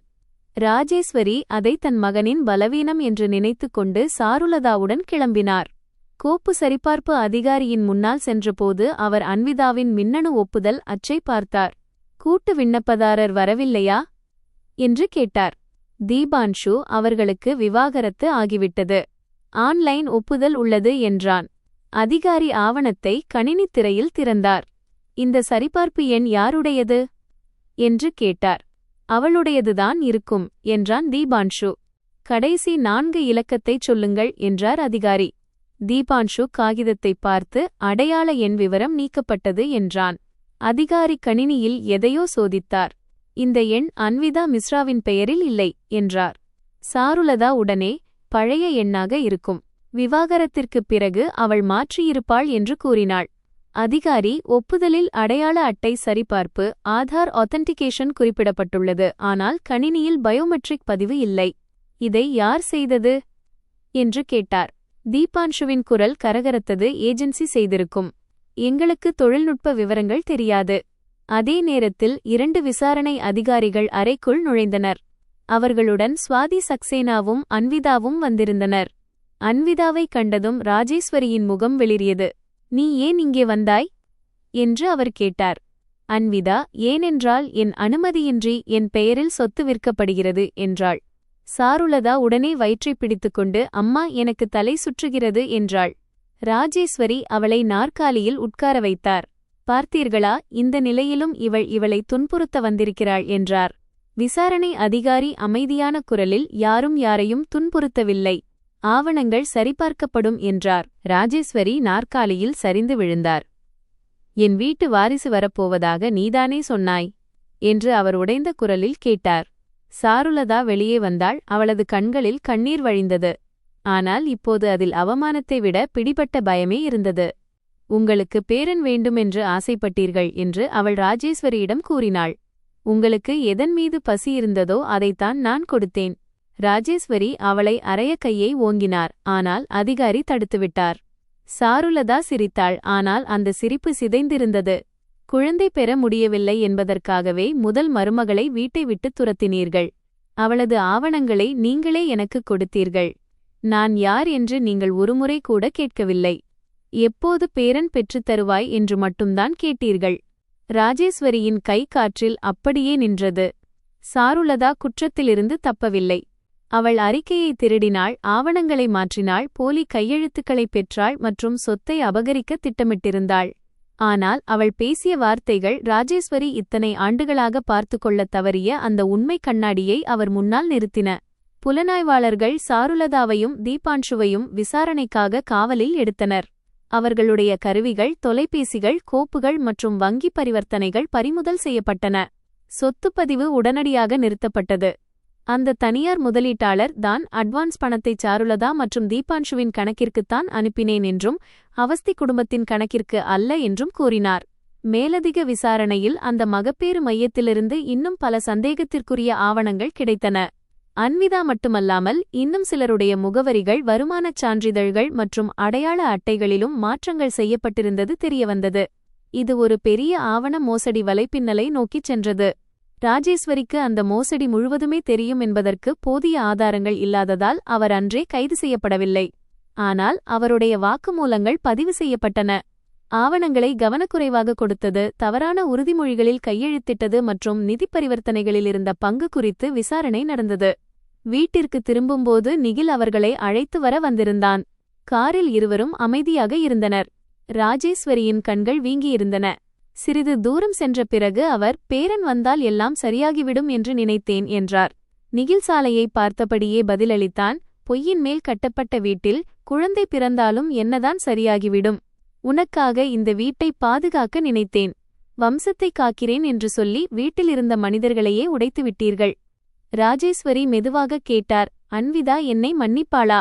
நிகில் கூறினான். நீங்கள் மீண்டும் உங்கள் மன சுமையை குறைப்பதை பற்றித்தான் நினைக்கிறீர்கள். அவள் எதையெல்லாம் இழந்தாள் என்று யோசித்துப் பாருங்கள். வீடு மற்றும் முதலீடு காரணமாக அவஸ்தி குடும்பத்தின் மீது நிதிச்சுமை ஏறியது. சாருலதாவின் பேச்சைக் கேட்டு ராஜேஸ்வரியே சொந்தமாக பணம் கொடுத்திருந்தார். அது உடனடியாக திரும்ப கிடைக்கவில்லை. சட்டரீதியான செலவுகள் மற்றும் பாதியில் நின்ற கடைக்கான முன்பணத்தால் அவர்களின் சேமிப்பு குறைந்தது. அவர்கள் அலகஞ்சிலிருந்த வீட்டை விற்க வேண்டிய நிலைக்கு தள்ளப்பட்டனர். பாராபங்கி கிடங்கின் ஒரு பகுதியை முறையாக விற்று தனியார் முதலீட்டை திருப்பிச் செலுத்த வேண்டியிருந்தது. நிகிலின் வங்கியும் உள்நாட்டு விசாரணையை தொடங்கியது. சரிபார்ப்பு அதிகாரியாக அவனது பெயர் பயன்படுத்தப்பட்டிருந்தது. ஆரம்பக்கட்ட ஆவணங்களைத்தான் பார்த்ததாக அவன் ஒப்புக்கொண்டான். ஆனால் அக்கறை முரண்பாடு, கான்ஃப்ளிக்ட் ஆஃப் இன்ட்ரெஸ்ட் குறித்த தகவலை தெரிவிக்கவில்லை. நடைமுறையை நிறுத்துவதற்கு எந்தவொரு எழுத்துப்பூர்வமான நடவடிக்கையையும் எடுக்கவில்லை. அவன் போலி கையெழுத்துக்களை உருவாக்கவில்லை என்றாலும் அவனது கவனக்குறைவும் தனிப்பட்ட உறவுகளும் விதிமீறலுக்கு வழிவகுத்தன. அவன் பதவி இறக்கம் செய்யப்பட்டான் மற்றும் சில மாதங்களுக்கு உணர்திறன் மிக்க கடன் பணிகளிலிருந்து நீக்கப்பட்டான். அவனது வருமானம் குறைந்தது. சக ஊழியர்களுக்கு விஷயம் தெரிந்தது. சிலர் பரிதாபப்பட்டனர், சிலர் முதுகுக்கு பின்னால் பேசினர்.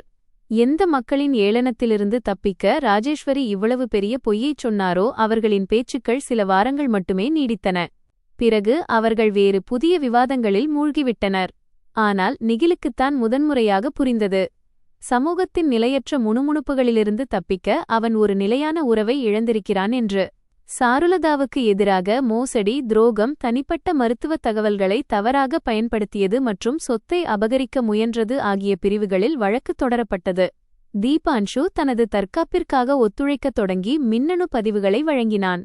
வழக்கு உடனடியாக முடியவில்லை, ஆனால் கடன் விண்ணப்பத்திலிருந்து அன்விதாவின் பெயர் நீக்கப்பட்டது. அவளுக்கு எதிராக எந்த நிதி பொறுப்பும் இல்லை.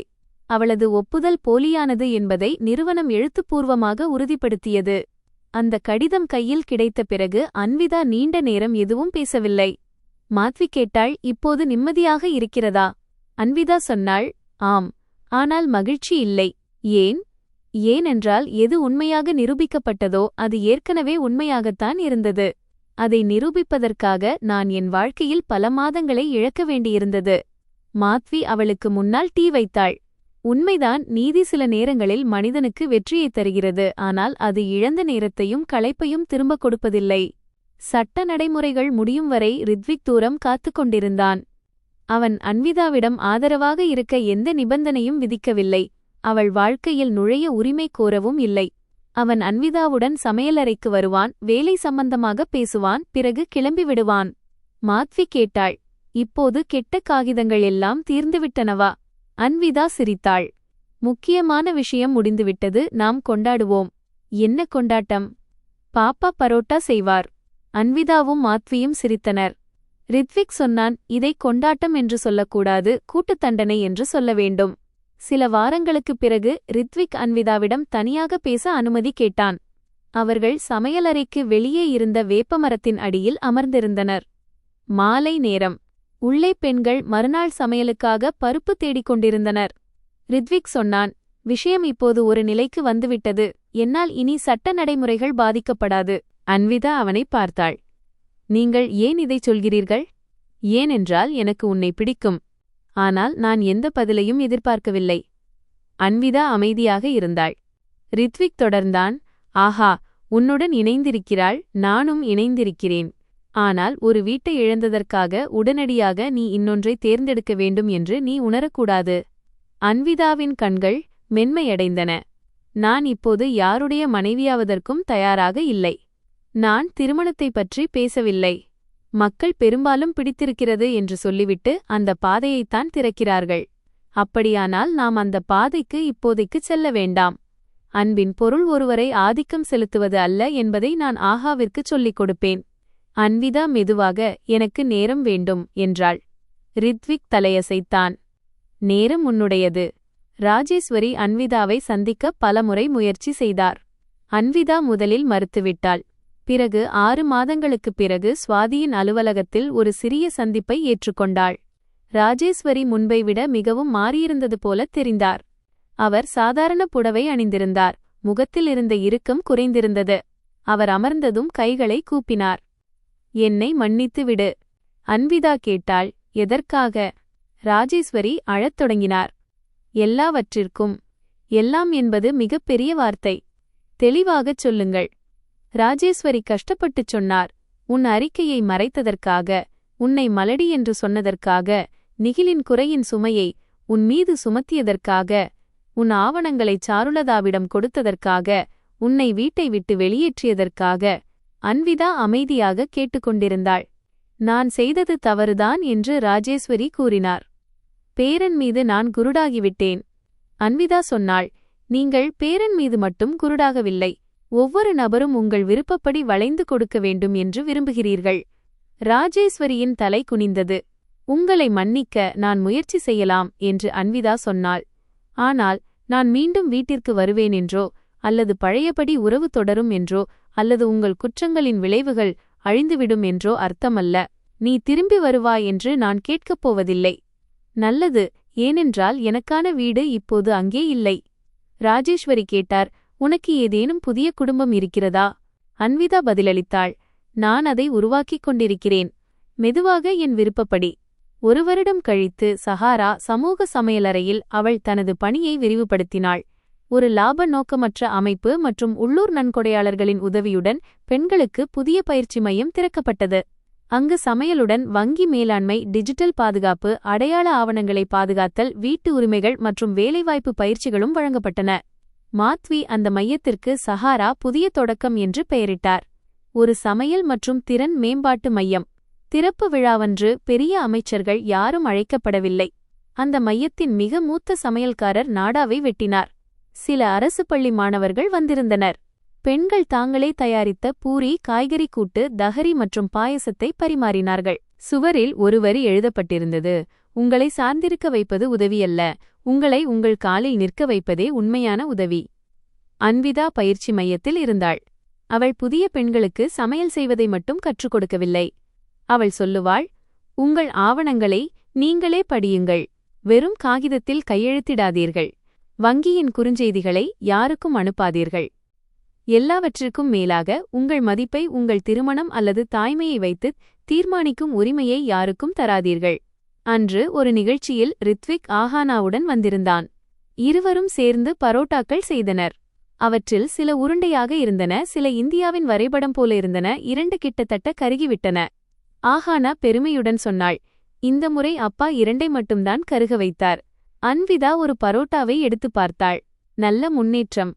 ரித்விக் சொன்னான், கடுமையான பயிற்சியின் பலன். நிகழ்ச்சியின் முடிவில் ஆஹானா தன் பள்ளிப்படிவ கோப்புடன் அன்விதாவிடம் வந்தாள். இதில் கையெழுத்து வேண்டும். அன்விதாவின் கை 1 நிமிடம் நின்றது. போலி கையெழுத்து, கடன் விண்ணப்பம் மற்றும் பழைய ஆவணங்களின் நினைவுகள் அவளுக்கு திரும்ப வந்தன. எதற்கோ? ஆஹானா படிவத்தை திறந்து காட்டினாள். அது பள்ளிச் சுற்றுலாவுக்கான அவசரகால தொடர்பு மற்றும் அங்கீகரிக்கப்பட்ட பாதுகாவலர் படிவம்.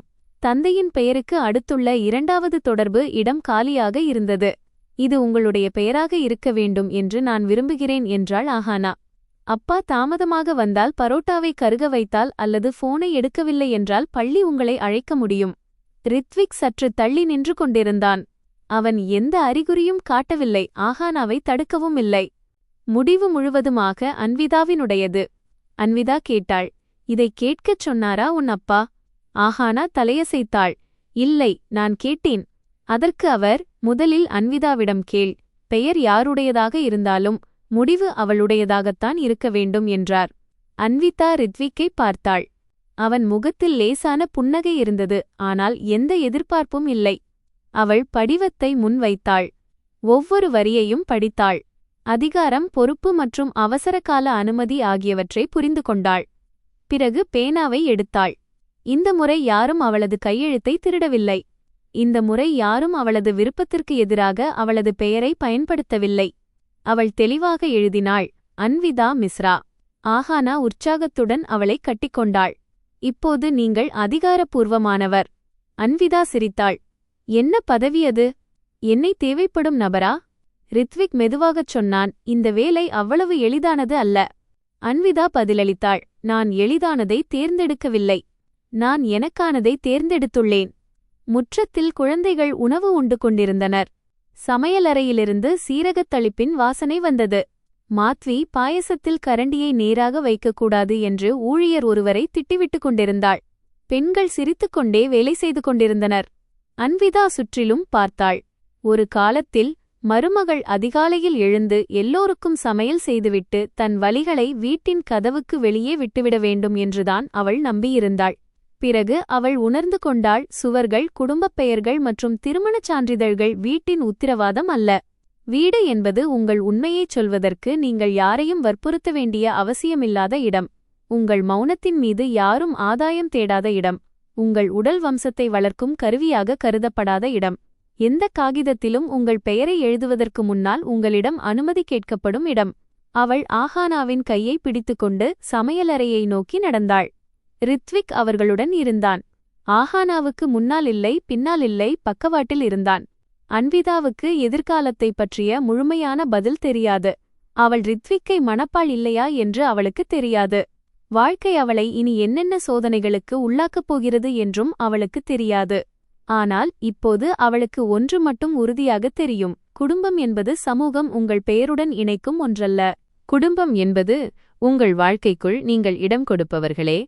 மரியாதை, உண்மை மற்றும் சுயவிருப்பத்தோடு இருக்க வேண்டும்.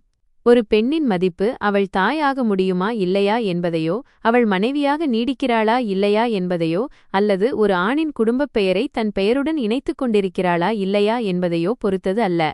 அவளது மதிப்பு அவள் ஒரு முழுமையான மனித பிறவி என்பதில்தான் இருக்கிறது. அன்விதா பல ஆண்டுகளாக மற்றவர்களுக்கு உணவு பரிமாறிவிட்டு தனக்கான பகுதியை மிக கடைசியாக வைத்துக் கொண்டிருந்தாள். இப்போது அவள் தனக்கு முன்னால் ஒரு தட்டை வைத்துக் கொண்டாள். ஆஹானா மற்றும் ரித்விக்குடன் அமர்ந்து சூடான ரொட்டியின் முதல் துண்டை அவளே சாப்பிட்டாள். இந்த முறை அவள் மற்றவர்களுக்காக நல்ல பகுதியை சேமித்து வைக்கவில்லை, ஏனென்றால் தன்னையே தேர்வு செய்து கொள்வது சுயநலம் அல்ல. அது அவள் வாழ்க்கையில் மிகத் தாமதமாக கற்றுக்கொண்ட பாடம்.